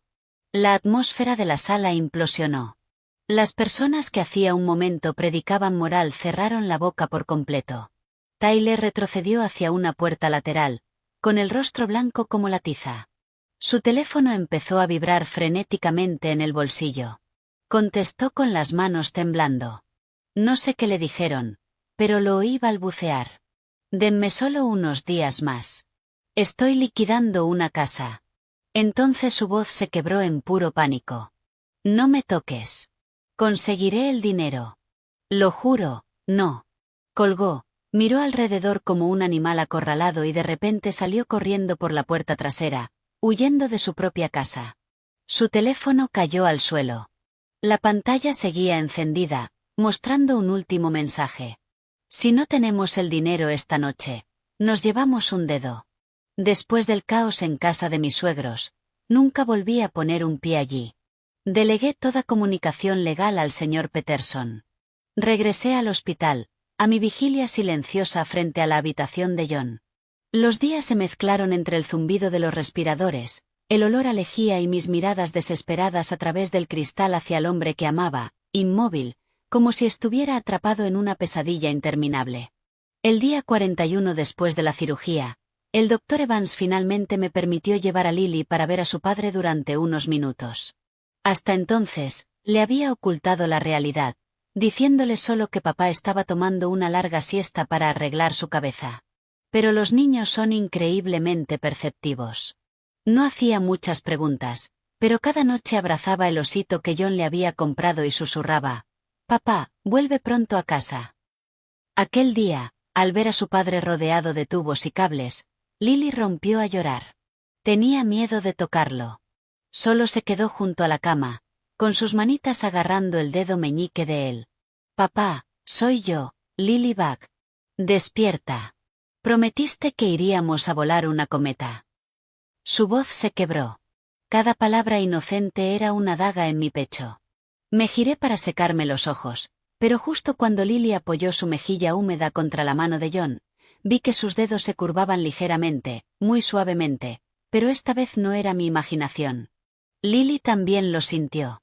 Levantó la vista, con los ojos muy abiertos. «Mamá». Papá me apretó la mano. Prácticamente corrí hasta la estación de enfermería. El doctor Evans y la enfermera jefe entraron a toda prisa. Revisaron sus pupilas, probaron sus reflejos y pronunciaron su nombre en voz alta. El rostro del doctor Evans, normalmente tan reservado, se iluminó con una auténtica chispa de esperanza. Después de revisar el monitor del EEG, se giró hacia mí. «Esto es un indicador positivo enorme. El cerebro de John está empezando a procesar estímulos. Aún no podemos garantizar un plazo para que despierte por completo, pero esta respuesta neurológica es muchísimo mejor de lo que habíamos previsto». Me quedé quieta un segundo y luego me derrumbé, sollozando. No era el llanto desesperado y asfixiante de los primeros días, sino las lágrimas de alguien que había estado atrapada en una cueva y por fin veía una rendija de luz. Caí de rodillas y abracé a Lily. Ella también lloraba, pero entre sollozos repetía: «Papá me oyó, mamá. Va a volver, ¿verdad?». La noticia de que John estaba mostrando señales de recuperación llegó a mis suegros con una rapidez alarmante. Esa noche, Margaret apareció sin avisar con un termo de sopa caliente. Llevaba un vestido oscuro, el pelo cuidadosamente recogido, intentando proyectar la imagen de una madre afligida y entregada. En cuanto me vio, se secó los ojos secos con un pañuelo. «Traje sopa para John. Pase lo que pase, es mi hijo. No puedes impedirme legalmente verlo». La miré durante mucho rato. Después de todo lo que había pasado, Sus lágrimas no me conmovían ni un centímetro. Pero como John por fin mostraba señales de mejoría, no quise provocar una pelea a gritos en la UCI. Me aparté, activando instintivamente la grabación en mi teléfono. Margaret entró, colocó el termo sobre la bandeja y se sentó junto a John. Al principio lloró, llamándolo por su nombre con gran dolor. Pero en cuanto la enfermera de ronda salió, su voz bajó una octava, volviéndose venenosa y fría. Si despiertas, acuérdate de recuperar esa casa para tu madre. No dejes que tu esposa vuelva a manipularte. La riqueza de la familia no puede quedar en manos de una niñita y su abuela. Desde la puerta, oí cada palabra, y las manos se me quedaron heladas. Su hijo estaba allí tumbado, mostrando las primeras y frágiles señales de vida. Y lo primero que le exigía era la propiedad. No la interrumpí. Quería tenerlo todo grabado. Quería que John, si de verdad despertaba, supiera exactamente qué le habían susurrado junto a su cama de hospital. Mientras Margaret hacía de mártir sufriente, Tyler no aparecía por ninguna parte. Pero alrededor de las 9 de la noche, cuando bajé al estacionamiento para sacar del maletero una bolsa de ropa limpia, salió de repente de detrás de una columna de cemento. Tenía un aspecto aterrador, mejillas hundidas, barba de una semana y los ojos completamente inyectados en sangre. En cuanto me vio, corrió hacia mí, con toda su antigua arrogancia desaparecida, y cayó de rodillas sobre el cemento sucio. «Megan, te lo suplico. Vende la casa y sálvame.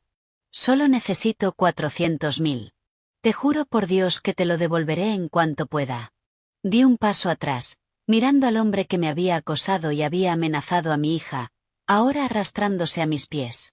Pero no sentí ni una pizca de pena, solo miedo. Un animal acorralado es capaz de cualquier cosa. Hablé con absoluta claridad. La casa no está a mi nombre, y aunque lo estuviera, no vendería el techo sobre la cabeza de mi hija para pagar las deudas que tú acumulaste con casas de apuestas y prestamistas. Tyler levantó la cabeza de golpe. La súplica desapareció de sus ojos, reemplazada al instante por su malicia habitual. Se puso de pie, se sacudió las rodillas y esbozó una sonrisa retorcida. ¿Crees que cuando John despierte te va a creer? Solo tengo que decirle que conspiraste con el abogado y los médicos para falsificar su firma mientras él estaba fuera de sí. Sacó su teléfono y me metió un vídeo en la cara. Eran imágenes de seguridad de la habitación del hospital el día que firmamos los papeles del fideicomiso, pero estaban muy manipuladas. Habían silenciado a John explicando sus razones y habían eliminado al médico revisando sus constantes, dejando solo la imagen de mí de pie sobre un hombre enfermo con un bolígrafo y un montón de documentos legales, haciendo que pareciera que lo estaba obligando a firmar su vida. Tyler acercó más la pantalla, riendo con voz ronca. Cuando filtre esto en Facebook y a las noticias locales, serás la esposa psicópata que esperó a que su marido quedara con muerte cerebral para robarle el dinero. A ver a quién cree el juez. Apreté mi bolso, obligando a mi rostro a permanecer completamente inexpresivo. Públicalo si quieres. Tengo el original sin editar respaldado por un notario y un neurocirujano. Tyler rechinó los dientes y se metió en mi espacio personal. Tu original no se hará viral tan rápido como mi basura. Se giró y se marchó, dejándome sola en el estacionamiento helado. Entonces comprendí que estaba completamente fuera de razón. Alguien así de desesperado no se detendría solo en publicar un vídeo falso. Esa noche, alrededor de las 11, mientras volvía al ala de la UCI, todas las luces del pasillo parpadearon. Las duras bombillas fluorescentes zumbaron, titilaron rápidamente y luego se apagaron por completo. Toda la planta quedó sumida en una oscuridad absoluta durante unos segundos aterradores. Al instante, los generadores de emergencia se activaron. Pero al mismo tiempo, las alarmas de la habitación de John empezaron a sonar con un código ensordecedor en su monitor. Su frecuencia cardíaca se estaba disparando de forma caótica. Médicos y enfermeras corrieron por el pasillo con carros de emergencia. Me quedé congelada en la puerta, agarrada al cristal, gritando el nombre de John una y otra vez. En medio del caos, vi una figura vestida de negro escabullirse por las puertas de la escalera de emergencia al fondo del pasillo. Quise perseguirla, pero el médico gritando que trajeran un desfibrilador me dejó clavada en el sitio. Mi esposo se estaba desplomando. No podía dejarlo. 15 minutos angustiosos después, las constantes de John se estabilizaron. Me desplomé en una silla de plástico, empapada en sudor frío. En ese momento, una joven enfermera de planta se acercó a mí. Miró alrededor con nerviosismo y luego deslizó discretamente una pequeña memoria USB en mi palma. Sus manos temblaban. Se inclinó y me susurró al oído: «Tenga mucho cuidado. Alguien está pagando muy bien para asegurarse de que el señor John nunca despierte». Cerré la mano alrededor de la memoria USB. Era pequeña y fría, pero sabía que podía contener la verdad más horrible de todas, y el arma que necesitaba para destruir a mis enemigos de una vez por todas. No me atreví a conectar el USB en el hospital. Después de lo que dijo la enfermera, sentía que cada cámara, cada sombra, cada médico que pasaba me estaba observando. Lo metí en el bolsillo con cremallera de mi bolso y traté de mantener la cara seria, aunque el corazón me latía tan fuerte que pensé que la persona a mi lado podía oírlo. Bajé en el ascensor y fui directa a mi coche. El estacionamiento estaba casi vacío bajo las luces amarillentas y enfermizas. Cerré las puertas, bajé los parasoles y encendí el pequeño portátil que el señor Peterson me había dicho que tuviera a mano. Cuando conecté la memoria, me temblaban tanto las manos que tuve que intentarlo 2 veces. Una carpeta sin nombre apareció en la pantalla. Dentro había varios archivos de vídeo y audio. Hice clic en el primero. Era una grabación de seguridad sin editar de una cámara interna del hospital enfocando el ala de la UCI. La marca de tiempo coincidía con la noche en que sorprendí a Tyler entrando a escondidas en la habitación de John. Contuve la respiración. Tal como recordaba, Tyler, con su gorra y mascarilla, caminaba rápido hacia la puerta de John. Pero lo que me heló la sangre fue ver a otra persona caminando justo detrás de él con una bata blanca. El hombre mantenía la cabeza baja, pero cuando giró el perfil hacia la cámara, lo reconocí al instante. Era el residente quirúrgico, el que había asistido al doctor Evans. Se detuvieron justo fuera de la puerta de John. Tyler miró alrededor y luego sacó un grueso sobremanila de su chaqueta. El médico lo arrebató rápidamente y lo metió en el bolsillo del pecho de su bata. Hice zoom, sintiendo cómo se me tensaba cada músculo del rostro. Ya no era solo una sospecha. Había habido un pago en efectivo. Un médico había sido comprado justo fuera de la habitación donde mi esposo yacía indefenso. Hice clic en uno de los archivos de audio. Al principio solo hubo estática, luego la voz apresurada y áspera de Tyler. «No necesito que lo desconectes, tío. Solo necesito que mantengas a mi hermano sedado unos meses más. No tiene que morir todavía». Jadeé. Se me erizó la piel de los brazos. Una voz masculina respondió, la del médico. «Te dije que solo puedo manipular sus ventanas de recuperación. Ajustar los sedantes, retocar los informes, ignorar picos menores. Tiene límites. Si su cerebro se inflama y le da un derrame, eso será cosa tuya». El teléfono se me resbaló de las manos y cayó sobre el asiento del pasajero. Me cubrí la boca mientras las lágrimas me caían por la cara en completo silencio. Resultó que las veces que las constantes de John se desplomaron misteriosamente, las veces que mostró señales de despertar solo para recaer, no habían sido simplemente el curso natural del tumor. Alguien lo estaba manteniendo químicamente como rehén en la oscuridad. Mi esposo estaba librando una guerra para despertar, y su propia sangre financiaba su coma. Pensé que había visto el fondo absoluto de la depravación de aquella familia, pero el último archivo me destrozó por completo. Era una llamada telefónica grabada. En cuanto pulsé reproducir, oí la voz de Margaret. Sin llanto, sin dolor, sin nada parecido a una madre preocupada. Su tono era afilado y clínico. «La casa tiene que ir a Tyler. Él es el heredero varón. Él es quien lleva el apellido de la familia. Si John despierta, tenemos que hacerle creer que Megan lo traicionó. Cuando odie a su esposa, él mismo revocará el fideicomiso». Me quedé paralizada en el asiento del conductor. Las palabras de Margaret eran como dagas girando lentamente en mi pecho. Sabía que era codiciosa, sexista, egoísta y cruel conmigo. Pero nunca imaginé que convertiría a su propio hijo moribundo en un peón. A sus ojos, John no era un hijo luchando por su vida. Era solo una herramienta para asegurar una herencia para la línea de sangre de Tyler. Seguí escuchando. La voz de Tyler sonó, temblorosa. Pero mamá, ¿y si realmente despierta lúcido? Margaret respondió con brusquedad. Entonces nos aseguraremos de que despierte ahogado en dudas. Le mostraremos el vídeo de Megan obligándolo a firmar los papeles. Rodearemos su cama llorando y diciéndole que ella nos robó. Un hombre que acaba de sobrevivir a una cirugía cerebral es mentalmente débil. Creerá a su propia sangre antes que a ella. Cerré los ojos, con náuseas. No solo querían robar la casa. Querían destruir de forma sistemática la última pizca de confianza y amor entre John y yo. Mi primer instinto fue marcar el 911. Agarré el teléfono, pero me detuve. Llamé primero al señor Peterson. Contestó al primer tono. Apenas logré pronunciar 2 frases antes de que la voz se me quebrara. Megan, cálmate. Esos archivos son una bomba, pero si los soltamos ahora sin cadena de custodia, la defensa de Tyler dirá que son de efaques, sobre todo al venir de una fuente filtrada. Para encerrarlos de verdad, necesitamos atraparlos cometiendo un acto claro. Entonces, se supone que debo dejar que sigan torturándolo, exigí entre sollozos. No, dijo el señor Peterson con firmeza. Lo primero es proteger a John.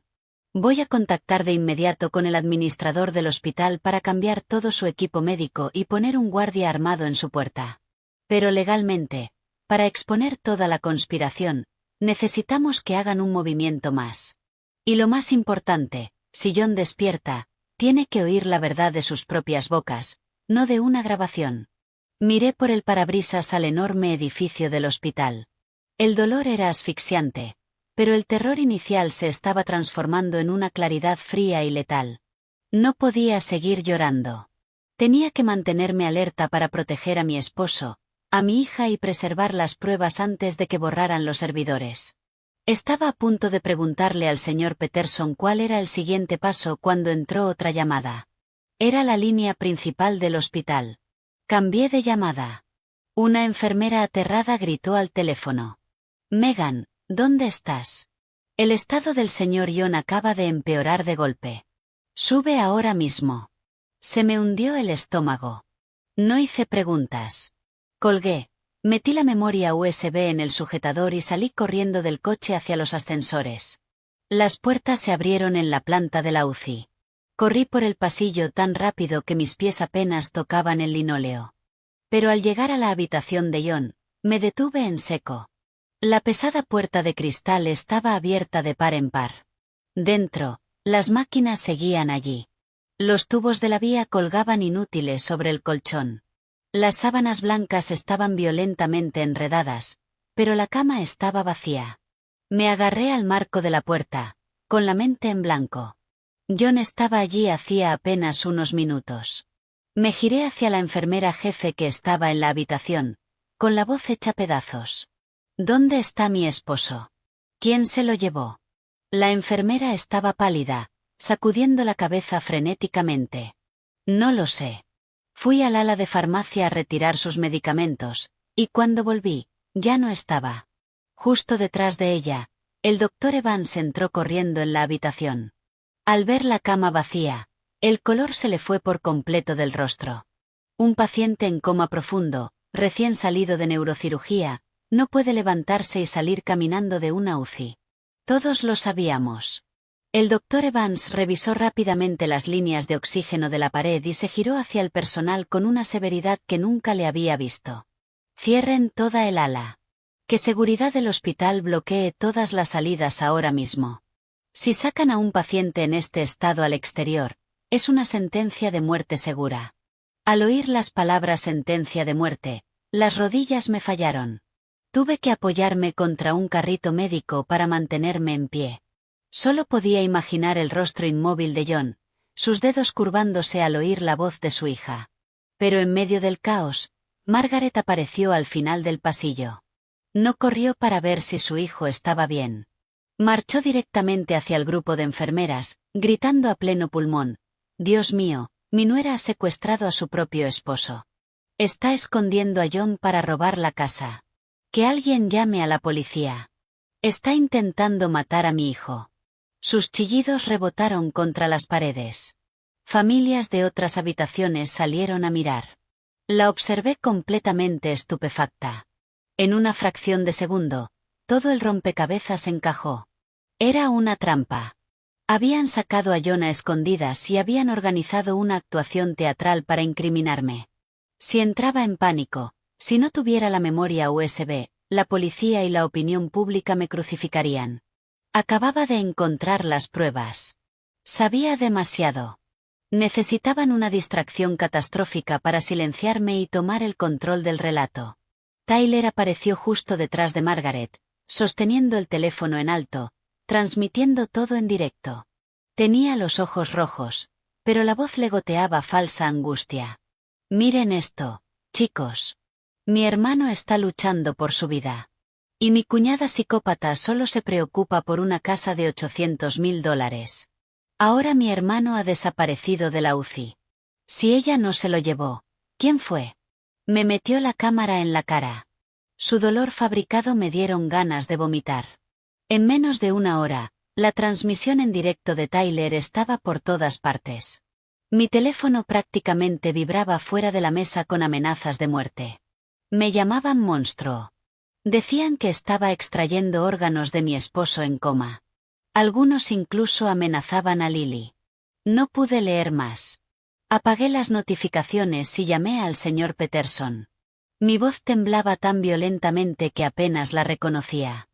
«Señor Peterson, se lo llevaron. Se llevaron a John y me están incriminando». El señor Peterson guardó silencio 2 segundos antes de soltar órdenes. «Escúchame. No interactúes con ellos. Lo primero es encontrar a John. Voy de camino al hospital con un detective. Llama a tu madre ahora mismo. Dile que lleve a Lily a un lugar seguro. Apaga todos los rastreadores GPS de sus teléfonos y bloquea todos los números que no conozcas». Él sabía que, si estaban lo bastante desquiciados para robar a un hombre en coma, sin duda usarían a mi hija como moneda de cambio. Cuando el señor Peterson llegó con el detective, los llevé a una oficina tranquila, les entregué la memoria USB y les mostré un fragmento de las cámaras exteriores del hospital que logré conseguir suplicándole a seguridad. Mostraba una ambulancia privada sin identificación detenida cerca de un muelle de carga secundario. Al mirarla con más atención, la ambulancia había llegado exactamente en el minuto en que las luces parpadearon. Evitó urgencias y fue directa a la entrada de suministros médicos. Un detalle minúsculo, pero suficiente para establecer una línea de tiempo. El detective revisó la matrícula. 20 minutos después, tuvimos una coincidencia. La ambulancia pertenecía a una empresa privada de transporte en bancarrota, pero había sido alquilada bajo una sociedad fantasma. Las cámaras de tráfico la rastrearon saliendo de los límites de la ciudad hacia una clínica abandonada de rehabilitación física que había sido cerrada por fraude a Medicaid 6 meses antes. Al oír eso, no pude respirar. John, en coma, sin un entorno estéril ni monitores adecuados. Cada minuto que pasaba en un lugar así era una cuenta atrás para su vida. Salimos hacia allí a toda velocidad en coches sin distintivos. La clínica estaba al final de una calle sin salida, con el letrero pelado y el estacionamiento invadido por malas hierbas. Cuando la policía derribó la puerta, nos golpeó el olor a moho y lejía vieja. En el centro de una habitación llena de escombros había gasas usadas, un tanque portátil de oxígeno vacío y una bata de hospital a rayas que reconocí al instante. Era la de John. La recogí, con las manos temblándome violentamente. Todavía olía a UCI. Antes de que pudiera siquiera sollozar, un detective gritó. En la pared de yeso, escrito con pintalabios rojo intenso, había un mensaje. Si quieres que tu esposo siga respirando, trae la escritura de la casa. Me quedé mirando la pared, helada hasta la médula. Quien lo escribió sabía que la casa era el cebo definitivo. Y yo sabía que Tyler, acorralado por prestamistas, ya no tenía absolutamente nada que perder. Justo entonces, sonó mi teléfono. Identificador desconocido. Lo puse en altavoz cuando el detective me hizo una seña para que lo hiciera. La voz de Tyler sonó ronca y frenética. Ven sola al antiguo matadero junto al río. Trae los documentos del fideicomiso. Si veo un solo coche de policía, tu esposo ya no necesitará un respirador. Obligué a mi voz a mantenerse firme. Tyler, estás llevando a tu propio hermano a la tumba. Detente. Él se rió. Un sonido maníaco y aterrorizado. Que mi hermano viva o muera esta noche depende de ti. No me des lecciones, solo trae los papeles. La llamada se cortó. La habitación abandonada quedó en silencio. Miré al señor Peterson y luego bajé la vista hacia la bata de hospital que tenía en las manos. El terror seguía allí, pero debajo de él estalló una rabia fría e inquebrantable. Apreté el teléfono y dije, palabra por palabra, esta noche no solo voy a salvar a mi esposo. Voy a sacar a la luz a todo ese nido de víboras. El viejo matadero estaba al final de un camino de grava junto al río, a kilómetros de la urbanización más cercana. Aquella noche llovía a cántaros. El agua golpeaba mi parabrisas como si intentara borrar el mundo. Rodeado de edificios de metal corrugado oxidado y farolas parpadeantes, el desolado polígono industrial parecía una enorme trampa de acero a punto de cerrarse sobre mí. Aparqué a unos cientos de metros y me quedé en silencio unos segundos para recuperar el aliento. A través del diminuto auricular oculto bajo mi pelo, la voz del señor Peterson susurró, Megan, mantén la calma. El rastreador GPS está activo. Tu audio se transmite directamente al centro de mando de la policía. Solo tienes que ganar tiempo. No provoques a Tyler. Toqué el grueso abrigo de invierno que llevaba puesto. Un microtransmisor estaba sujeto al interior de la solapa.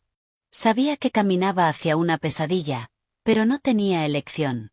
John estaba allí dentro. La pesada puerta enrollable del almacén estaba entreabierta. El viento aullaba por la rendija, creando un silbido que helaba los huesos. Me deslicé dentro. El olor a óxido, hormigón húmedo y descomposición me golpeó la garganta. La oscuridad era casi absoluta, salvo por una única bombilla amarilla de obra que colgaba de una viga, reflejándose en los charcos del suelo. Y entonces lo vi. John estaba tumbado en una camilla oxidada con ruedas, conectado a un pequeño tanque portátil de oxígeno. Su rostro estaba gris, sus labios agrietados, su pecho subía y bajaba tan débilmente que, si no fuera por el leve siseo del oxígeno, habría pensado que había llegado demasiado tarde. Dejé de respirar, paralizada. John, susurré, pero no obtuve respuesta. Tyler caminaba de un lado a otro junto a la camilla, agarrando su teléfono, con los ojos desquiciados e inyectados en sangre. Parecía no haber dormido en una semana. Su camisa estaba empapada de lluvia y sudor. Cuando me vio entrar en la luz, gritó, «¡Alto ahí! No des ni un paso más». Levanté las manos, luchando por mantener la voz estable. «Estoy aquí. Dime qué quieres, pero déjame revisar a John primero». Tyler soltó una risa amarga y quebrada. «Sigues jugando a la esposa devota. Firma los documentos de transferencia ahora mismo. Necesito que el dinero esté disponible esta noche». Lo miré y dije despacio. «La casa está en un fideicomiso en vida controlado por mi madre. Legalmente, no puedo transferírtela». Eso fue como echar gasolina al fuego. Tyler se abalanzó hacia mí y me agarró la muñeca con tanta fuerza que solté un grito de dolor. Apretó los dientes, con su aliento cargado de alcohol golpeándome la cara. «Entonces llama a tu madre. Haz que venga aquí. No me pongas a prueba, Megan. Literalmente no tengo nada que perder». Me obligué a no apartarme, aterrada de que, si perdía el control, arrancara el oxígeno de John. Lo miré directamente a los ojos. «Tyler, todavía puedes salir de esto. Devuelve a John a una ambulancia. Haré que mi abogado negocie con tus prestamistas. Pero si John muere, no solo acabarás en la ruina. Irás a prisión por asesinato». Se rió, pero sonó como un sollozo. «¡Qué vida! Mi familia me dejó tirado. Mi hermano es un vegetal. Todo esto es culpa tuya. Un fuerte sonido de arrastre resonó detrás de una lona verde. Me giré de golpe. Margaret salió de las sombras. No parecía asustada ni coaccionada. Sostenía un impermeable cuidadosamente doblado, tenía el pelo perfectamente peinado y el rostro aterradoramente estoico. En ese instante entendí que no era una espectadora arrastrada al desastre de su hijo. Era la arquitecta. Me miró de arriba abajo y dijo con calma: Megan, si eres inteligente, entregarás el patrimonio. Si John despierta ahora, solo sufrirá. Traicionó a su propia madre y a su hermano por ti. De esta forma, al menos deja de ser una carga para la familia. Me quedé helada. Había oído las grabaciones, pero escucharla decirlo en persona, con John muriéndose activamente a menos de 1 metro de ella, me detuvo el corazón. ¿Estás hablando de tu propio hijo?, pregunté, con las palabras ahogándome la garganta. Margaret sonrió con desprecio. El deber de un hijo es obedecer a su madre. Se puso de tu lado para esconder sus bienes. Él mismo se buscó esto. Tyler, temblando, perdió la paciencia. Mamá, cállate y haz que firme. Tú fuiste quien me dijo que lo sacara de la UCI para obligarla. Ahora que está aquí, terminemos con esto. El aire del almacén se volvió hielo. A través del auricular, oí al señor Peterson contener la respiración. Tyler acababa de confesarlo todo. Margaret había ordenado el secuestro. Tragué mi rabia y seguí ganando tiempo. ¿Por qué odias tanto a Lily? Es tu propia nieta. Margaret soltó una mueca. ¿De qué sirve una niña? Cuando crezca, cambiará de apellido y se irá. Esta familia necesita un heredero varón. Tyler necesita capital para sobrevivir. No necesitamos que ustedes dos se aferren a nuestra herencia como parásitas. Me quedé completamente quieta, temblando, no de miedo, sino de adrenalina. Cada palabra se estaba transmitiendo directamente a la policía. Sabía que el equipo táctico se estaba preparando afuera, pero antes de que pudieran entrar, el chirrido de unos neumáticos resonó fuera y la puerta metálica del almacén fue abierta de una patada. 3 hombres enormes con sudaderas negras empapadas entraron cargando bates de béisbol. El tipo de delante apuntó un bate directamente a Tyler. ¿Dónde está nuestro dinero, Tyler? Tyler se puso pálido como un fantasma y retrocedió torpemente. Denme una noche más. La casa se está transfiriendo ahora mismo. No terminó la frase. El tipo le estampó el bate en las costillas, derribándolo sobre el cemento con un crujido repugnante. Todo estalló en caos. Margaret gritó. Yo me lancé hacia la camilla de John.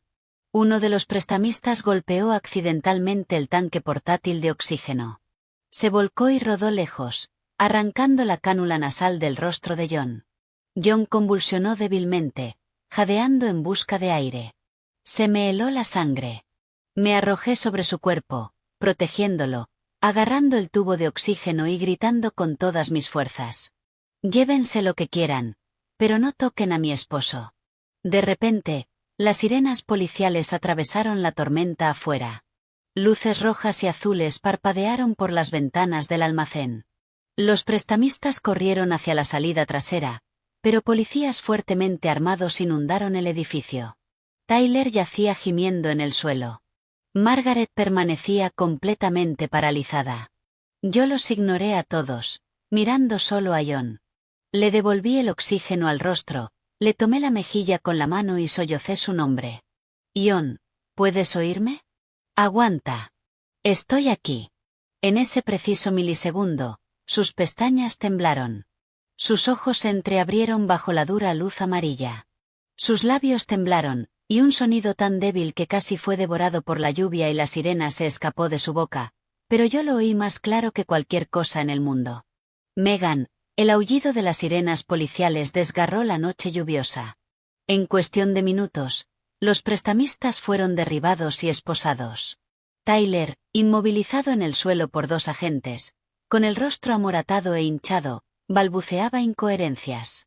Margaret permanecía completamente congelada junto a la lona, mirando a John no como una madre que casi pierde a su hijo, sino como una jugadora que acababa de perder su última ficha. No tenía energía para mirarlos. Toda mi atención estaba puesta en John. Después de aquel débil susurro en el almacén, volvió a caer inconsciente. Los paramédicos que entraron con la policía me apartaron, lo intubaron allí mismo y ordenaron un traslado médico inmediato de vuelta al hospital. Mientras empujaban la camilla bajo la lluvia, corrí a su lado, agarrando la barandilla metálica con una mano y sus dedos helados con la otra. Seguí repitiendo su nombre, aterrada de que, si dejaba de hablar, el silencio lo arrastrara de nuevo a la oscuridad para siempre. Aquella noche, llevaron a John directamente a la sala de trauma. El doctor Evans ya lo esperaba con ropa quirúrgica. Al ver el estado de John, su rostro se oscureció y cerró las puertas dobles detrás de la camilla. Las puertas se cerraron frente a mí igual que el día de su cirugía cerebral. Solo que esta vez sentí un nuevo terror asfixiante. El terror de que su susurro en el almacén hubiera sido solo un último y fugaz impulso de adrenalina antes del final. Me desplomé en una silla de la sala de espera, empapada, temblando sin control. El señor Peterson me puso su abrigo seco sobre los hombros, pero yo no podía sentir el calor. Solo miraba las puertas de trauma, con la mente repitiendo el tanque de oxígeno rodando lejos. El pitido del monitor. Los ojos de John abriéndose bajo aquella bombilla amarillenta. Si hubiera llegado un minuto más tarde, si la policía se hubiera retrasado por la tormenta, quizá nunca habría vuelto a oírlo decir mi nombre. Las horas avanzaron arrastrándose. Fuera, el cielo empezó a teñirse de un morado amoratado con el amanecer cuando el doctor Evans por fin salió. Me levanté de golpe, casi tropezando con mis propios pies entumecidos. Se bajó la mascarilla. Parecía agotado hasta los huesos, pero sus ojos eran más suaves. John está fuera de peligro. La hipoxia lo puso en estado crítico, pero los técnicos de emergencias intervinieron justo a tiempo. Sus constantes se están estabilizando, pero lo más importante es que sus escáneres cerebrales muestran una actividad neurológica robusta y organizada. Me cubrí la cara con ambas manos y me derrumbé, no por debilidad, sino por el alivio puro de poder, por fin, aferrarme a él. El doctor Evans añadió con delicadeza que el proceso de despertar sería durísimo. Habría momentos de confusión extrema, graves retrasos motores y problemas del habla, pero el hecho de que respondiera neurológicamente era nada menos que un milagro. Asentí frenéticamente. Mientras haya una oportunidad, puedo esperar. El día 64 después de su cirugía, John despertó de verdad por fin. Era media mañana. Yo estaba sentada junto a su cama, leyéndole una tarjeta que Lily había hecho con sus crayones torcidos. Justo cuando leí la frase, «Papá, por favor vuelve a casa para que no tenga que dormir más con tu almohada», sus dedos se movieron. Esta vez no fue un reflejo. Abrió lentamente los ojos, parpadeó hacia las placas acústicas del techo y luego giró la cabeza muy deliberadamente hacia mí. Contuve la respiración. Sus labios se separaron y un sonido ronco y áspero logró salir. Rompí a llorar, inclinándome sobre la cama y agarrándole ambas manos. «Estoy aquí, John. Estoy aquí. Despertaste. Volviste con nosotras». Me miró durante mucho rato. Sus ojos, aunque nublados por el trauma y los medicamentos, eran inconfundiblemente los ojos del hombre con quien me había casado. Apenas podía moverse o hablar, pero su memoria estaba completamente intacta. Temblando, le di las actualizaciones más importantes. Empecé por la casa. Le dije que había cumplido mi promesa, que había transferido legalmente la escritura a un fideicomiso administrado por mi madre antes de que él quedara inconsciente, y que la casa estaba a salvo. Al oír eso, sus ojos se llenaron de lágrimas. Logró levantar un dedo pesado para acariciar mis nudillos y dijo con voz quebrada 2 palabras. «Lo hiciste bien». Con solo esas 3 palabras, las semanas de humillación pública, los falsos informes de servicios de protección infantil, las amenazas físicas, todo se evaporó. Apoyé la frente contra el colchón y lloré como una niña. La noticia de que John había despertado sacudió todo el sistema. Debido a la investigación activa por secuestro y extorsión, Margaret no tenía permitido legalmente acercarse a menos de 500 pies de él. Pero bajo estricta supervisión de la fiscalía, se le concedió una visita supervisada. En cuanto entró, se arrojó de rodillas junto a su cama, sollozando histéricamente. Mi niño, mi pobre niño, tu esposa me ha destruido. Ha arruinado nuestra familia. Mandó a tu hermano a una celda.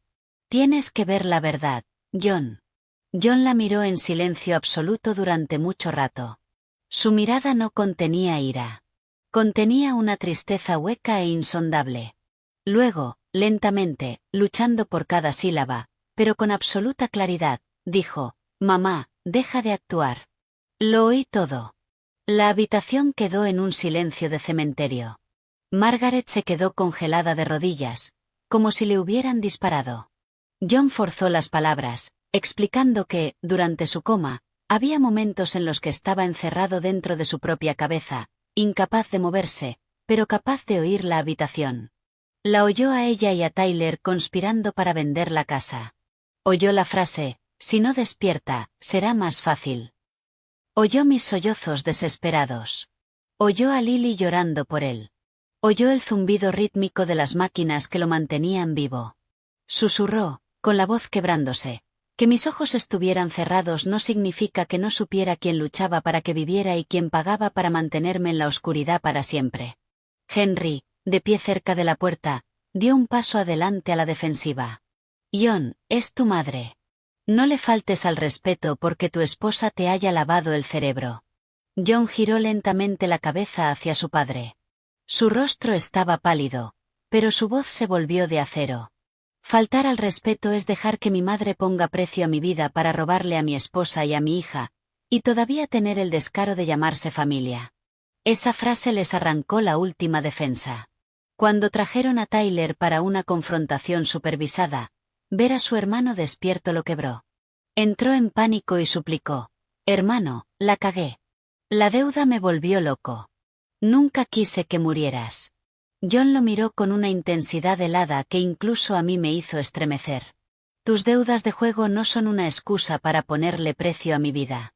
Le pidió al señor Peterson que presentara oficialmente cada prueba ante el fiscal de distrito. Las grabaciones de audio, las imágenes de la cámara oculta del médico siendo sobornado, los registros médicos y los documentos originales del fideicomiso notarizados. Al oír eso, Margaret se desplomó en el suelo llorando, pero John no se inmutó. Me apretó la mano y, delante de sus padres, del abogado y de la policía, dijo, «Desde hoy, Megan y Lily son mi única familia. A las personas que me querían muerto para repartirse mis bienes, las enviaré exactamente a donde pertenecen». 3 días después, cuando John estuvo más estable, el señor Peterson organizó una declaración formal en una sala de conferencias del hospital. Dijo que todo debía quedar expuesto claramente, con todas las pruebas sobre la mesa, para finalizar las órdenes de alejamiento y los cargos penales. Esa mañana, llevaron a John en silla de ruedas a la sala. Estaba frágil, pero sus ojos ardían con una claridad feroz. Yo permanecí justo junto a su hombro. Al otro lado de la mesa estaban sus padres, los detectives de la policía, los administradores del hospital, el doctor Evans y el fiscal. Margaret empezó a llorar en cuanto se sentó. «Soy su madre. ¿Cómo podría hacerle daño? Fue Megan. Compró al abogado y al médico. Puso a mi hijo en mi contra para robar la casa». El señor Peterson se levantó y fue presentando meticulosamente los documentos uno por uno. Primero, la transferencia original de la escritura con la firma de John, respaldada por la declaración de competencia del Dr. Evans y el vídeo sin editar de la declaración voluntaria de John. Cuando Margaret chilló que estaba drogado, el Dr. Evans la desmontó con los registros toxicológicos y clínicos. Después, el señor Peterson reprodujo el audio del almacén. La voz de Margaret resonó con fuerza. «Si John despierta ahora, solo sufrirá». La sala quedó en silencio absoluto. El rostro de Henry se volvió gris. Los parientes lejanos que habían aparecido para apoyarlos miraban sus zapatos. Margaret gritó que lo había hecho para proteger el legado familiar. John, desde su silla de ruedas, la interrumpió. «No, mamá. Lo hiciste por codicia. No uses a nuestros antepasados como escudo para tus delitos». Margaret abrió la boca, pero no salió nada. Las pruebas contra Tyler, el pago al médico residente, fueron entregadas a la policía y a la junta médica. El residente ya había sido despedido y se le había retirado la licencia. Las pruebas contra Ashley, que había pagado a granjas de troles para difamarme por Internet, también quedaron registradas. Y finalmente, el informe psicológico falso de servicios de protección infantil. La directora de la guardería dio una declaración jurada sobre el intento de secuestro de Lily. Mi madre, Susan, se puso de pie con una calma aterradora que rara vez veía en ella. Miró directamente a Margaret. Acepté la escritura de esa casa, no para robarla, sino para construir una fortaleza alrededor de mi hija y mi nieta, para mantener fuera a monstruos como usted. Si John no la hubiera visto venir, tendrían ellas un hogar al que volver hoy, usted las habría tirado a la calle. Silencio total.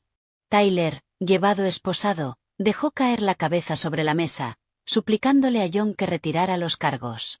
John lo miró con una mezcla de profundo dolor y absoluta desilusión, pero sin debilidad. Hay líneas que, una vez cruzadas, jamás pueden deshacerse. Si te perdono, solo te estaré invitando a terminar el trabajo la próxima vez. No solo intentaste matarme. Intentaste destruir a mi esposa y a mi hija. Que el juez decida tu destino. Tyler se derrumbó, sollozando. Margaret intentó abalanzarse sobre la mesa hacia John, pero dos alguaciles la sujetaron físicamente y la escoltaron fuera. La reunión había terminado. De vuelta en su habitación del hospital, John me sostuvo la mano, con los ojos brillando por lágrimas que no caían. Desperté demasiado tarde. Te dejé sola en una zona de guerra. Apoyé la frente contra sus nudillos, llorando en silencio. Despertaste. Eso es lo único que importa. Por el resto de nuestras vidas, nadie volverá a separarnos. Después de aquel día, nada volvió a ser igual. Pero el peso asfixiante por fin se levantó de mi pecho. El sistema de justicia penal se encargó de Margaret, Tyler y los cómplices. Para mí, lo único que importaba era caminar junto a John durante su durísima rehabilitación. Cada día era una batalla. Tuvo que reaprender a hablar con claridad, a ponerse de pie, a sostener un tenedor. Ver al hombre que antes corría por nuestro patio trasero luchar para dar 3 pasos con un andador me rompía el corazón. Pero nunca dejé que me viera llorar.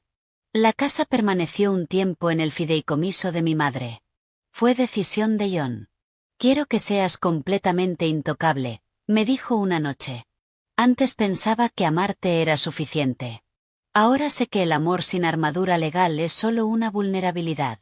Reestructuró por completo su planificación patrimonial, creando fideicomisos en vida y directivas anticipadas blindadas para protegernos a Lily y a mí de cualquier pariente lejano que saliera de la nada. Lily fue su mejor medicina. Cada tarde le traía un dibujo nuevo. Él luchaba contra los temblores de sus cuerdas vocales solo para decir, «Eso es precioso, Lilybug». Y ella se iluminaba de orgullo. Sé que el alma de John quedó marcada. Al fin y al cabo, era su familia de sangre. Y hay traiciones que el tiempo nunca puede sanar del todo. Pero lo que más paz me dio no fue conservar la casa de $800.000. Fue saber que había salvado mi hogar. A mi esposo, que volvió arrastrándose desde el borde de la muerte, y a mi hija, que jamás tendría que crecer creyendo que no valía la pena protegerla. Pensé que después de todo me consumiría el odio.